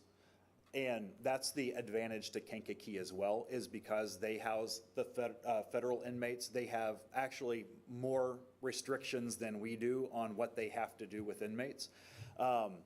But we really went down whenever it came to COVID because there was no movement. We are finally to the point where we're starting to add those other resources, those other programs. And once we get the consolidated facility open, we'll have 2 classrooms, and then we'll be able to have simultaneous programs going on as opposed to just one that we have had up until now. The main thing that we were not able to have is med isolation. So we weren't able, if we ever had anybody that had a major illness, TB or anything, we always had to ship them out. With the build, remember, we added 2 med isos. So we will have that ability now. I don't necessarily know if programming was ever an issue. We have more programs than most facilities run. Kankakee's got a lot. Pyatt County, you figure again, it's a rural community. They don't have the U of I. They don't have as many resources as we have as a benefit for volunteers. So there's a lot that we do have. It's more or less more of a protective custody, like you said. We have a person arrested, state's attorney's telling me, hey, they can't be here because they're co-defendants here and they're co-defendants here. We had one case that had 7 co-defendants back one day, and we didn't have 7 different places to put them. So that's kind of where I think the sheriff's meeting, we would use them. Thank you. And then just for clarification, I think you referenced that before we closed the downtown jail, we housed most of our out-of-county people in Pyatt. Is that, no? Okay. So yes. Okay. But we weren't housing nearly as many inmates as we currently are. So Pyatt is always our go-to. If we have an inmate that just can't be in our custody for whatever reason, a police officer who's arrested, something like that, they will not be held in Champaign County if they worked in Champaign County. Pyatt County has always been our go-to with that. And then we also were using DeWitt County as well when we first started, but then COVID got back up and they just could not handle. A lot of those smaller jails only have a couple of correctional officers anyways, and they just could not handle any inmates. So, yep. One thing to remember is when we go to the smaller rural jails, it's gonna cost us a little better, okay? So it's not gonna be as much money, but we gotta remember, they don't have near the amount of medical hours. They don't have hardly any mental health hours. They're gonna have very few programs. So it's a good thing as far as saving money, but is it the best place to take them all the time? I'm not saying anything about the jails. I think they're all do the best they can, but it's something to think about. Thank you. That's all I have. Locke? I promise there will be questions, but I went on the same tour that Chair Carter went on up in Kankakee. We toured both facilities, and I just want to add some nuance for people on the board who I might not have spoken to so far. So up in Kankakee, there are 2 facilities, and one where our inmates go, the first point that they're there is like Club Med. It is nice. It looks like a prison, and that doesn't sound nice, but a prison versus a jail is much nicer. And they have programming out every orifice you could have programming. It's nice. They have a dentist on staff 3 days a week. It's insane. But that is where approximately 20 of our inmates were. And approximately 50 of our inmates were at the downtown facility, closer to the Kankakee County Courthouse, which makes no sense for us, but that's where ours were. And we asked questions and we pushed back on why are ours here? And they said, it's just where we need to move people around, where it makes sense. And that's probably true. It's also true that the federal government pays $90 a day and we're paying approximately $70, so of course we're going to get less priority. They swear it's not that. They swear it's not that. Anyway, but even the older jail there, it's just a stark, like you start at this Club Med and then you go to jail with no rec space of any kind at the other one. But everything met, to my eye, everything met legal requirements. So I'll be happy when we can get our people home to our very well-designed therapeutic spaces. I do think that, I feel that way when I walk into our current jail now. I hate to say that, but when I walk from this beautiful blue I walk in, I'm like, because I don't want it to be that way. You know, we're looking to try to repaint it and try to give it the same fresh look, because it really does. It just feels gloomy to me now, just like our downtown jail did. And that's what Kankakee did. They built this new great place, and they still have the one open that we closed, you know? Yeah. So to me, though, that's one thing I'm pushing, you know, Dana's trying to do is, can we go ahead and get that repainted? Can we give, you should not have a difference in where you're housed as to how it looks for you. I mean, you're never gonna have the skylights that we have now put into an existing building, but I definitely think we can do much better as far as the way it looks, just even as aesthetics of paint and flooring. Yeah. So that's my hope, but I don't do the money, so. I'm super appreciative. My only question about the redesign is when we toured with Facilities Committee, there was a spout on a water off. fountain. It's gone. It's gone. Okay, that's good, because we were taking bets on how soon it would be used as a weapon. No, okay. so Carrie hadn't seen that yet. Okay. And I walked through, I'm like, what is this doing there? That, they even said, and I'm surprised Carrie missed that. I'm like, Carrie hasn't seen it, so, yeah, no, those are gone. Okay, So, thank you. All right. Yeah. So then, I guess, some questions that I do have about how it's going. Transportation of the inmates back and forth, that's part of our budget too. Is that actually included in that $3 million of a housing out of county, or does that come in a different line, or? Technically, the $3 million is just for out-of-county housing. Okay. And then the other line items take care of the overtime and the transportation costs and those things. Okay, so that will also be going down. Hopefully, Yeah, okay. yes. Have we, with an anticipated expansion and bringing people back, have we started looking at hiring and training up new officers, new corrections officers? So we are actually better right now than we have been, I think, since I was elected sheriff. Great. We have always traditionally been 10 to 12 correctional officers short. Yeah. I believe right now we have 4 vacancies plus 1 that somebody is in the hiring phase. Awesome. At that point in time, we will be doing good, and of course, we're going to fill those other vacancies. But we have started seeing it turn around a little bit with correctional officers. Okay, and then one last question about the transportation. Let's say hypothetically there is an inmate that's been housed in Piatt County for a period of years so far, an out-of-county one. I'm nosy, and I check what's going on in the court system sometime. And I was like, that inmate that I'm thinking of, without naming names, he's been transferred back once a year. Is that a problem with the courts, or are we just not getting a request to transport? No, or? it's his case, sorry. Okay, yeah, this hypothetical person. Hypothetical, has changed lawyers numerous times. Yeah.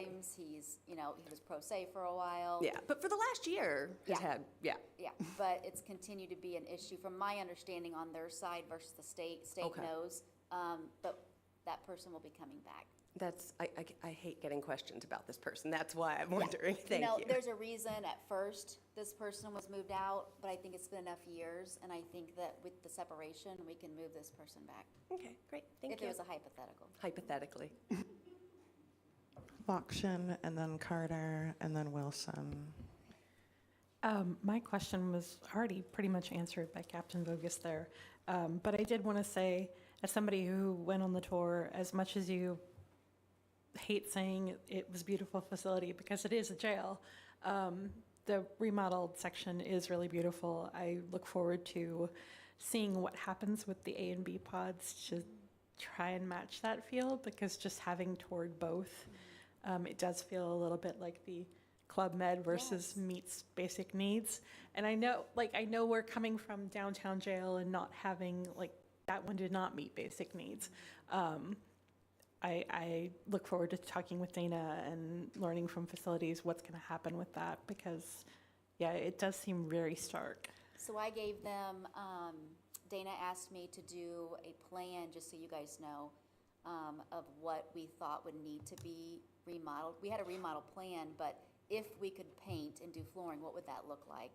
So I walked through and I gave them a plan 1, which would be doing that epoxy flooring and the paint and the office space with new flooring. That would plan 1. Then I did a plan 2 of removing some things, and then a plan 3 to remove even more, just so we can break it down and see. But because it's going to cost us to repaint that building. In the past, we've repainted ourselves. The break room was repainted by my lieutenants and I. We've, whenever we have extra time, we'll repaint. But it needs to be done right. We need to take the same scheme from back there into here. So I'm hoping we can get that done. That's the only thing that we're concerned about is with remodeling, that could push it back a little bit if we add some of those things. But again, I think it needs to be done while it's empty. I'm trying to balance what can we do versus how long do we want to house inmates out of county. So, and then we can always look at some of the other things down the road if we need to. Carter. I just wanted to add, the new jail, I think, was built in Kankakee County in 2007, and their old downtown jail was built in 1972. So there is a big difference. The complaints were the communication. Inmates were having problems communicating with loved ones. The food, I was a little disappointed the day of. They had egg salad, egg and mayonnaise, 2 pieces of bread, and an oatmeal pie. I do know that we have access to fresh foods here, at our county jail. And then also, Sheriff Downey had mentioned eliminating some in-person court dates, and I would hope that you guys wouldn't, for the reason of, if a person is being housed inside, however many months or years they've been there, that may be just a little glimpse of outside air that they could get. I know the sheriff mentioned that he wanted to keep, the cost low, because that is an expense that is outside of the $3 million that they're paid yearly. But I just hope that we can keep those in-person inmates, coming in person versus Zoom until the time. We do transport majority of our Kankakee inmates actually to in-person. Most of the time, they're only on Zoom as if it's arraignment, which we do video of arraignment now. They don't go in person. So every once in a while, if a judge feels it's a last-minute call or whatever it might be, I'd rather get them on Zoom than push a court date back several weeks if we have to. But majority, we're up in Kankakee almost daily, picking up. Every morning we're going up, picking up a load, coming back for court, whatever it might be. So as of right now, Sheriff Downey may want us to do more Zooms, but we haven't done that, so. Wilson. Thank you. Sheriff and Captain, thank you so much for being here tonight. One of my questions is partially answered, but I have a couple others. What's the Remind me what the capacity of the existing facility is. The existing was 313 at one point with the downtown jail. Are you wanting just the satellite? Yeah. 113. 113? Okay, and then the new facility is going to have at how many? Well, depending on how you want to classify it, but C block should have around 24 and then 48 for the other side. I can get you the total once we get closer to wrapping up. All right, good. So what other feature do you like about the new satellite? You like the color scheme? Well, it's the setup, actually. I mean, Yeah. of course, I joke, and this isn't to put anybody down, but you had a female sit there, so they're going to be like, oh, there's why it's this soft of grays and everything else. But I think I've been doing the job long enough, 21 years, to see what doesn't work and what does work in a jail and what's good for a person's psyche and what's not, and what they see every day. Right now, it's gray. I would love to get somebody in there that does some artwork and put murals on the walls that are inspirational versus just a gray wall. Of course, that stuff costs money, but I think the way it's been set up for us to manage their care the best we can. I mean, the way the walls have been set, the way that we can see inside every cell from our day room space, it's just, we can control our water and our phones and our lights and everything from the officer's station. That's a big deal for an officer who's working. I mean, if somebody's flooding and the next thing we know, it's flooding through their cells and now they want to fight each other, I can push a button now and stop that flood immediately. I mean, we've made points to not only help our officers in their positions to make sure it's more work-friendly, I guess you can say, but also to ensure that the individuals that have to be in custody, I think, are going to be able to be managed much easier in this type of space. So, and that's why I say if you guys tour with me, I can point out all those areas and those things that we used and the ideas behind it. Oh, good, thank you. And then a shout out to Mr. Farney, who goes over there and teaches. How's is there some additional features for training and education, or? So when we are building this facility, there was a lot that we had to cut out in the beginning, mainly because of money. So when we built this facility, the main parts that were built were just the 2 housing units and the medical unit. So there's the medical and mental health facility will be right embedded into those housing units, because that should be where most of their individuals they're going to see. Now remember, we're going to remodel, though, the current medical unit into a program space. So we are going to have additional program space, but it's once the remodel's done. Okay. And last question.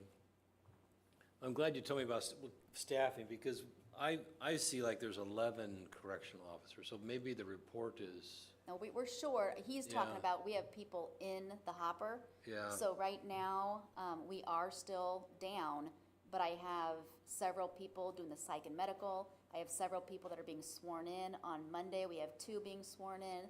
The following Friday, I have another female being sworn in. So we do have people that have been placed in those spots. They're just waiting to get sworn in, so. And how long is the pipeline? Is it 6 months, 3 months? I don't know. Yeah, there't a 12-week training in-house. There's an 8-week training at the Police Training Institute. But the process is to hire somebody, from the time we interview them, to do the background, the psychological, the medical, we're good 6 months to 9 months to get somebody in and get them working the floor. So that's why it was so important that we really, really focused on this a year ago to try to get them to where we're at now. I really need my full numbers to really safely open the facility, so I'm really hoping that we still have a few more we can bring in here real soon. But All right, thank you. Hey there. So it's really exciting to hear about your low numbers as far as inmates go. You know, none of us want people in jail if they don't have to be, right?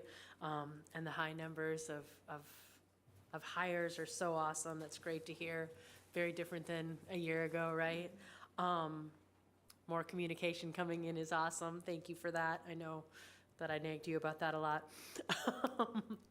And I guess the biggest thing I want to do is to kind of celebrate the fact that you all did something that needed to be done for over a decade, and it was hard, and you're still feeling the growing pains of that. And I think a lot of us on the board lost sleep about voting to spend money on jails. because that's not sexy. But, ultimately, you're creating a safer place for all of these folks and, keeping folks close to their families as they are incarcerated. And, I know that you're not going to save $3 million by bringing them back, but even the money that we do spend, which is less than $3 million, hopefully, is staying home with our workers in our place.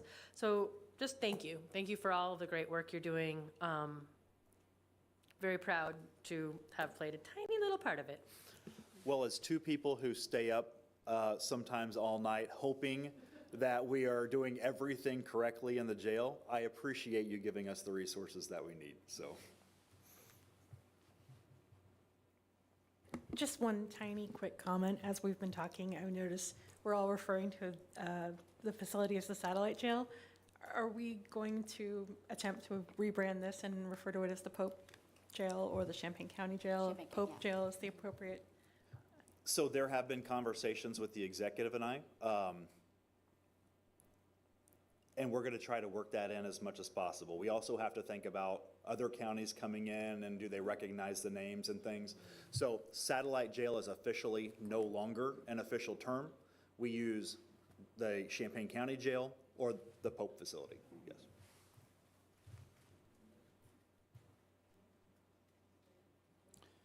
Thanks. This is all, as Jennifer said, this is a long, drawn-out process to get to where we are here. And it's really great that it's moving along. And I think by the lack of people coming in and having bad things to say about it, means what a good job you're doing. One of the things I'd encourage people to do that I haven't talked about in a while is to, before we get to this part that we're talking about tonight, do a ride-along. You will see that our deputies, often, this is the first contact, and there's a lot of times I sit and I've watched, and I watch the interactions where this doesn't end with somebody going to the jail. The things they do to not do that when they have the power to not do it are incredible. Ride along will educate you a lot. The jail tours are great. I want to go on and see this one before it's open, when we can really get in and see the details, and you can brag about what you've come up with, because you should. But I also encourage people to do the ride along and see how hard our deputies work out there before we even get to this part. So thank you again. Any other questions? Wonderful. Thank you both so much for being here tonight. It was really appreciated. So speaking of things that have been a long and drawn-out process, we are now down to item F.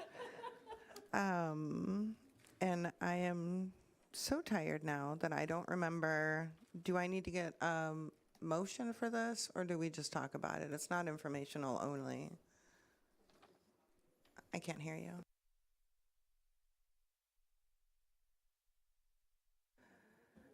All right.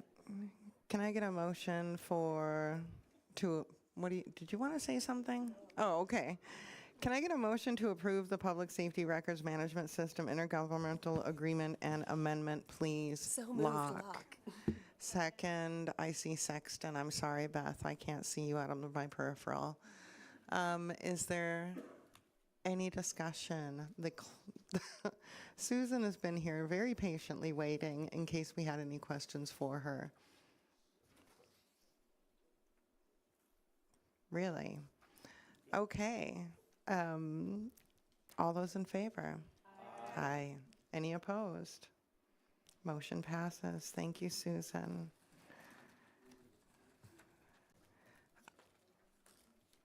I do not have any other business. I do not have a chair's report. And this does need to go on the consent agenda, right? Okay. 7F1, please. Back to you, Chair Carter. Thank you. We'll move right along to finance. JJ? Thank you, Madam Chair. I have a budget amendment BUA 2024/7/451, Fund 2638 Coroner Statutory Fees, and 3105 Capital Asset Replacement Fund / Department 042 Coroner. Increased appropriations, $14,210. Increased revenue, 0. Reason, transferring funds from the Capital Asset Replacement Fund to the Coroner Statutory Fees Fund to cover the cost of a vehicle that was purchased in March. Could I have a motion? Ms. Straub and Ms. Taylor, any discussion? Seeing none, do we just vote on this one, or do we need a roll call? Okay, all in favor? Aye. Any opposed? Thank you very much. Next, we have the auditor's monthly reports for May and June of 2024. They are available on his webpage, and the second quarter report. And he is no longer here, so we will just accept those and put them on file. The treasurer's monthly report is available at the treasurer's webpage, and the treasurer is here to speak on the next item. This is amending the schedule of authorized positions in the treasurer's office for an account clerk. I would invite the treasurer to tell us about this. Yeah, so we'll turn it over to Treasurer CJ. Good evening, folks. So, again, here I am again requesting a person. The main reason why is obviously we've, as JJ said at one of the previous meetings, we've needed a new person for over 10 years now.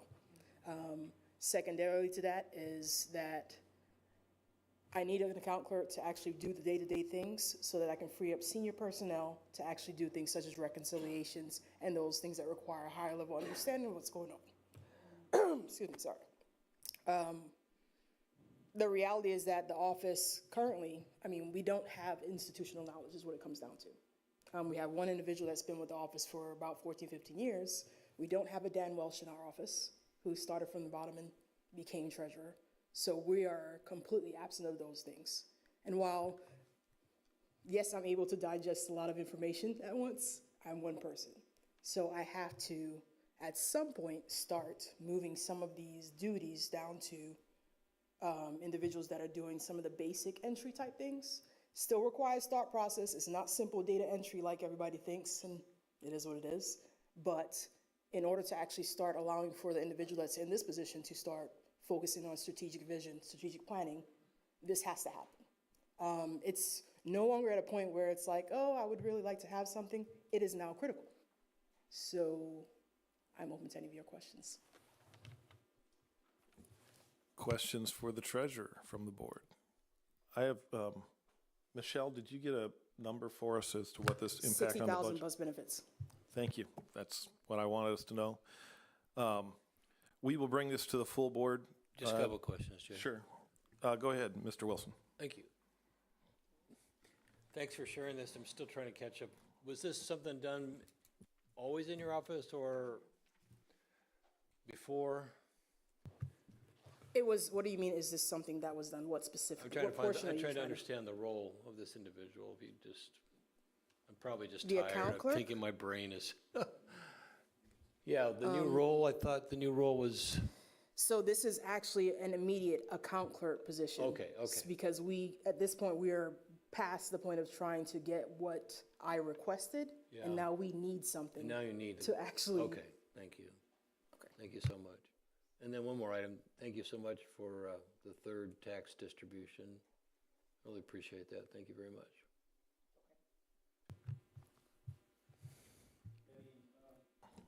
Chair Carter. Can you remind me again, when did you request that additional staff? What year was that? So my initial request was, I've been the treasurer for almost 4 years. The initial conversations that I had about needing a person was in my second year, while I was still working on prior year audits and other issues, which there were plenty.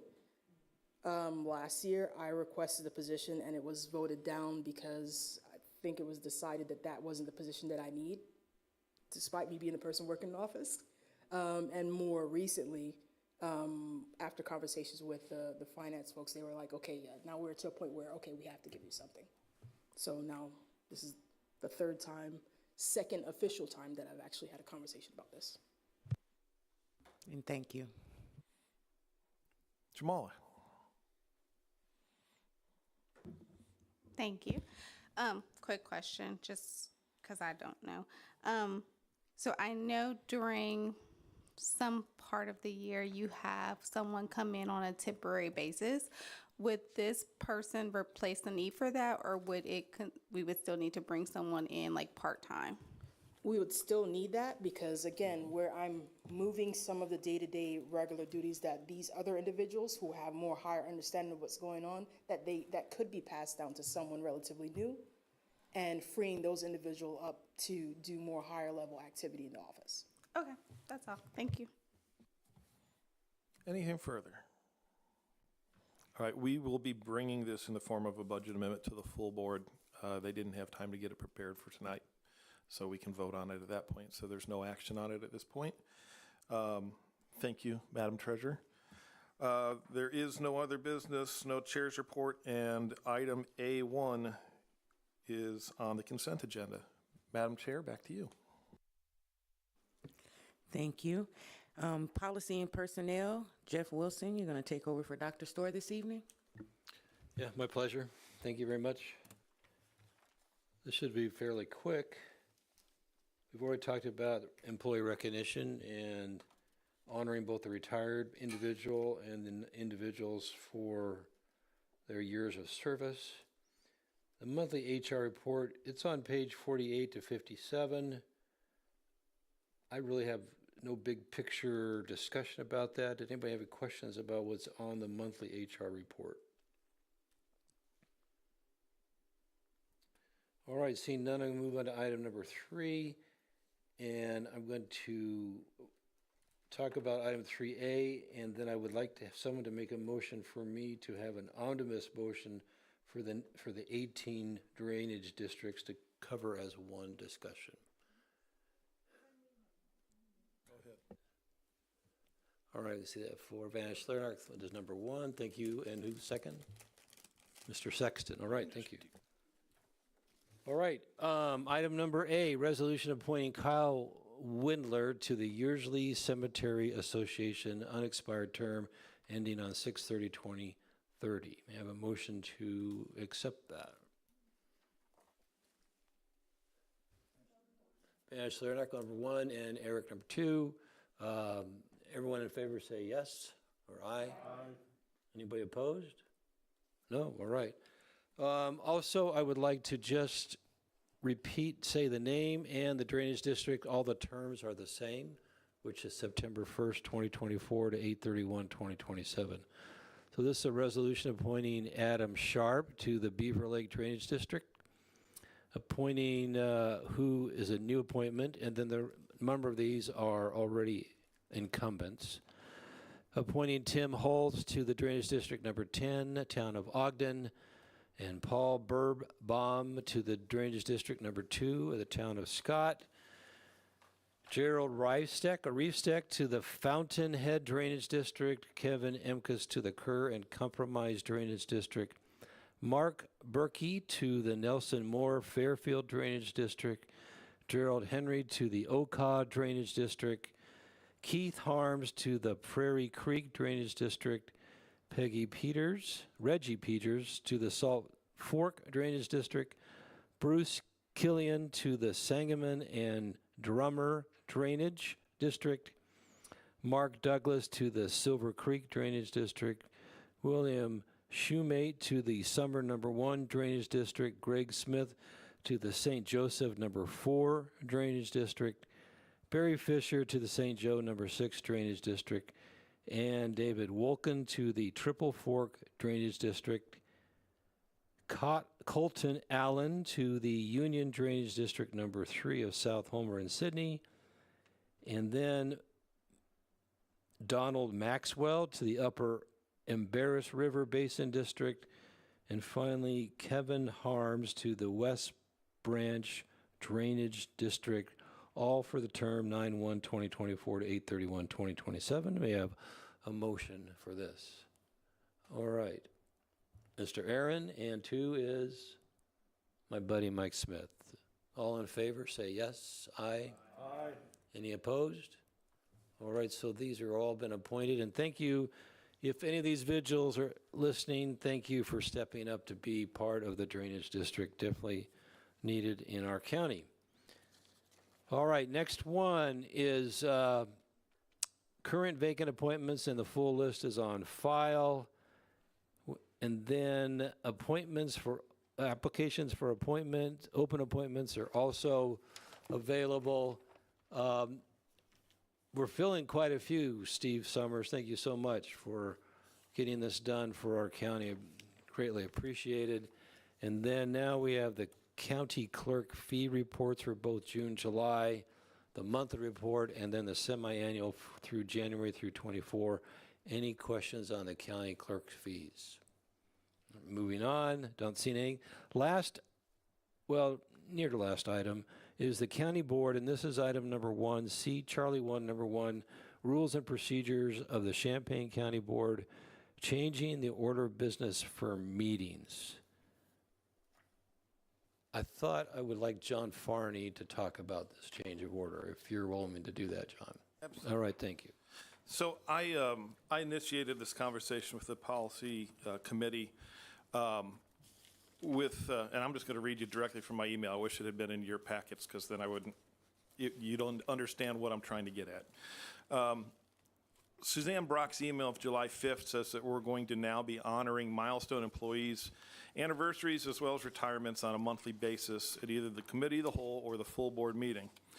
In the county board rules, section 11, order of business, items C and D, pages 13 and 14 of the county board rules, the agenda order is laid out, and those items are typically addressed during the Policy, Personnel, and Appointments Committee section of the reports of standing committees.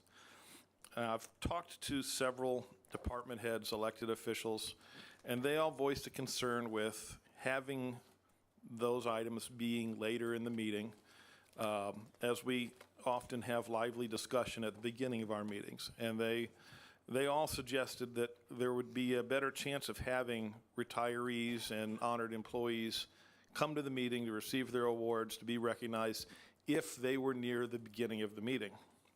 And so I would like to propose that we create a new agenda item that would be placed in the order of business, recognition of milestone employees and retirees. And I'd further propose that this item be placed in item C, which is for the regular meeting of the board, immediately following the next meeting announcements before public participation. When it appears on a committee of the whole agenda, it would be in item D. I would propose that that be placed following the approval of the agenda/addenda. By doing so, we can recognize these valued employees and their achievements without burdening them and taking their time while we conduct the business of the county board.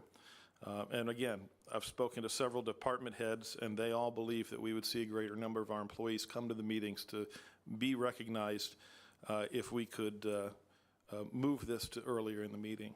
I'm not sure procedure-wise how we're supposed to do this. I know that rule changes take a 2/3 vote of the, and it has to go through the policy committee, and it takes at least a 2/3 vote. But other than that, I'm not quite sure how we're supposed to do this. 2/3 vote at the county board, Megan is telling me. So would it be appropriate to, Megan, I'm kind of leaning on you here. Do we need a resolution that needs to be drawn up that way, that we would have at our full board meeting?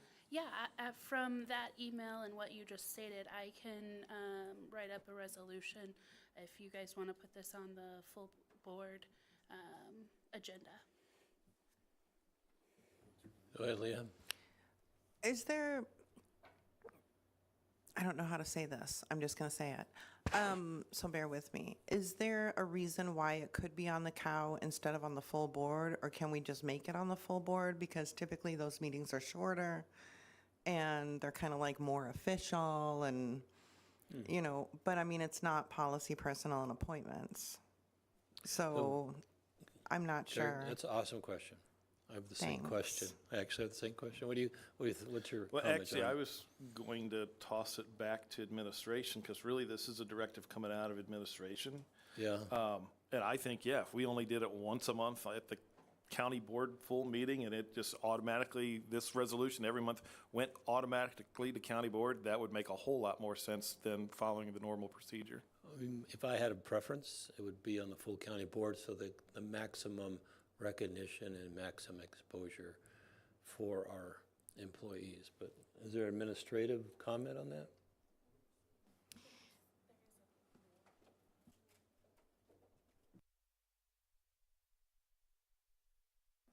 Just one moment, please.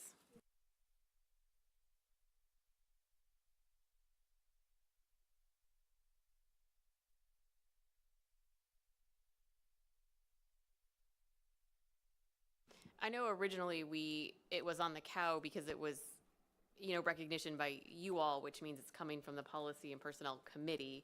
And so that was the appropriate place to put it on the agenda. We would agree it makes more sense and fits better on the county board agenda. There was just no logical appropriate place for us to just put it on the county board agenda. So if we can amend the rules in the way that has been suggested to put it on the county board agenda, that would be ideal for us. We would prefer that as well. I think we're just confirming that we can make that kind of edit. That being the case, then it would go on the county board agenda, sorry. May I just go ahead and finish? It would go around the county board agenda, item Charlie. Order of business, page 85 here on our package. It'd be right after next meeting announcements. That's the spot. Question? Was Suzanne Brock still here? Or was she here? Yeah, She was. Okay, because I would like, if I could, when I'm here weekly, if I can check in with those that were going to be on the county board, if I can check and see who would be here. I know that's something that she does, but I could do that also and just kind of get a head count of whoever would be coming to those meetings, the county board meetings for those recognitions. Go ahead, Megan. So there's a rule in your county board rules that states that items have to go through committee before they can go to the full board unless there are certain items or certain parameters that they meet to go straight to county board. And this didn't fall under one of the items that could go straight to county board. Okay, cool. Go ahead, Aaron.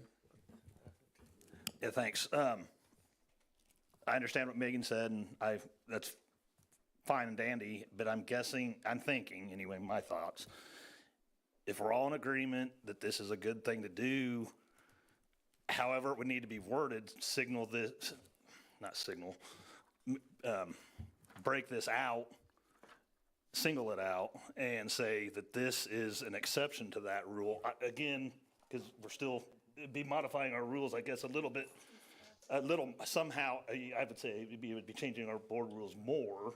So a little more work on administrative side to get the wording, but that way, then we wouldn't necessarily always, not that it'd be necessarily the terrible thing to have to see it twice, but yet we've never had any issues. And again, I think it does make more sense at the full county board.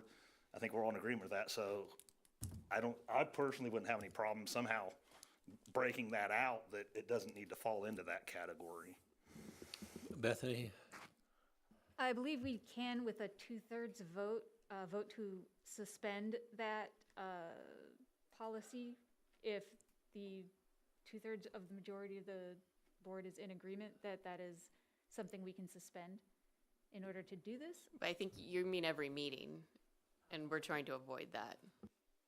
Can I make a proposal? Oh, no, I meant suspend the requirement for a policy committee to go through and approve this and then bring it to the committee as a whole and then bring it to the board.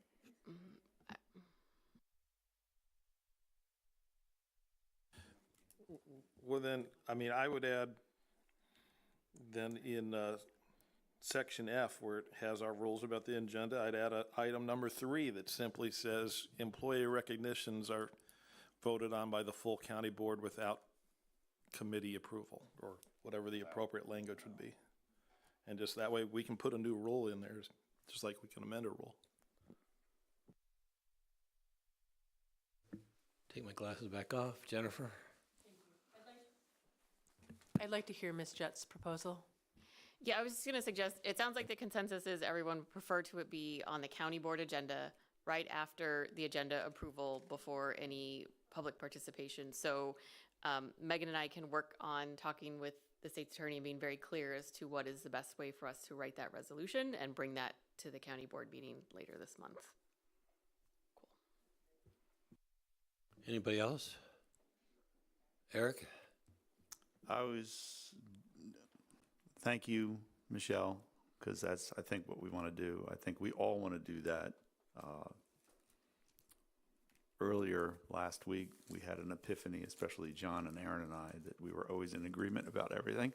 And I'm in full agreement again about this. I think everybody is in agreement that this should just be part of the county board meeting. So yeah, yes, please. From me anyway, and everyone else, if you can figure out how we can do that, let's just make that part of the standard procedure. Anybody else? So recapturing this, then this coming county board meeting, there'll be a resolution to put employee recognition at the appropriate spot. Is that correct? Yes, we will figure out what the appropriate logistics are and write that resolution and have it at the county board meeting. Yes. And Thank can I just add, I just want to thank everyone for your enthusiasm on this effort. I think we've already gotten really good feedback from the employees that have already been recognized and some of the department heads. I think this is a really good culture shift for us in terms of honoring our long-term employees and our retiring individuals and helping us get to that goal of being the place that people retire from, which is what we want to be, right? We want people to come here and stay here until they retire, so. All right, moving on then, I'm going to move on to item number E, Echo Chair's Report. I have really nothing to say. Whoop, did I miss something? Didn't we just do regional? Oh, sorry, thank you very much. Thank you for that correction. So other business, Regional Office of Education Superintendent retiring March 2025. That's on page 87. I just think for the record, I'll just read this anyway. July 23rd, 2024, Champaign and Ford County. Dear members of the Champaign and Ford County boards, I am writing to formally announce my retirement from my position as Regional Superintendent of Schools for Champaign and Ford Counties effective March 1, 2025. So that's this coming year. Serving as the Regional Superintendent of Schools has been a profound honor and a significant part of my life. I am grateful for the opportunity to contribute to our community and collaborate with such dedicated colleagues. I am proud of what my team has accomplished together and confident that they will continue to thrive. I will ensure a smooth transition and offer any assistance needed during this period. John Kelly has taken over as the Assistant Regional Superintendent as of July 1, 2024, and I will spend the rest of this time getting him up to speed too, with your blessing, assuming the role of Regional Superintendent on March 2nd, 2025. Thank you for your support and understanding. It has been a pleasure to serve the students, teachers, administrators, support staff, board members, and community members of the Champaign and Ford Counties. I am looking forward to the next chapter of my life while cherishing the memories and experiences I've gained. Sincerely, Gary Lewis. Jeff, if I could just add, it's been a joy to work with Gary. He's a wonderful educator, and he's going to be sorely missed. Thank you for that comment. Steve, anybody else? Alrighty, seeing none, moving on then to the chair's report. I really have nothing to say other than I just ever appreciate all those people that volunteer for the various committees, drainage districts, cemeteries, all those activities. I'm just grateful for our county stepping up to that. Items to be placed on the consent agenda. What I have is Roman numeral 9A, 3A through S, as in Sam. That's what I have for the consent agenda. Any corrections to that? 1A and B also. Oh, and 1A and B. Okay, 1A and B also. Thank you very much. And C1A, the county board rule. Yes, and C1A, perfect. No, because that was information, right? So, all right, so thanks. Was that teamwork makes the dream work? All right, thanks. All right, so Chair Carter, I now turn it back over to you. Thank you, Mr. Wilson. Is there any other business that needs to be discussed? Can I get a motion to adjourn? First by Locke, second by, excuse me, Thorsland. All in favor say aye. Aye. Aye. And we are going to call this meeting to adjournment at 8:46. Have a good evening. I have no idea. So we know the law, I guess.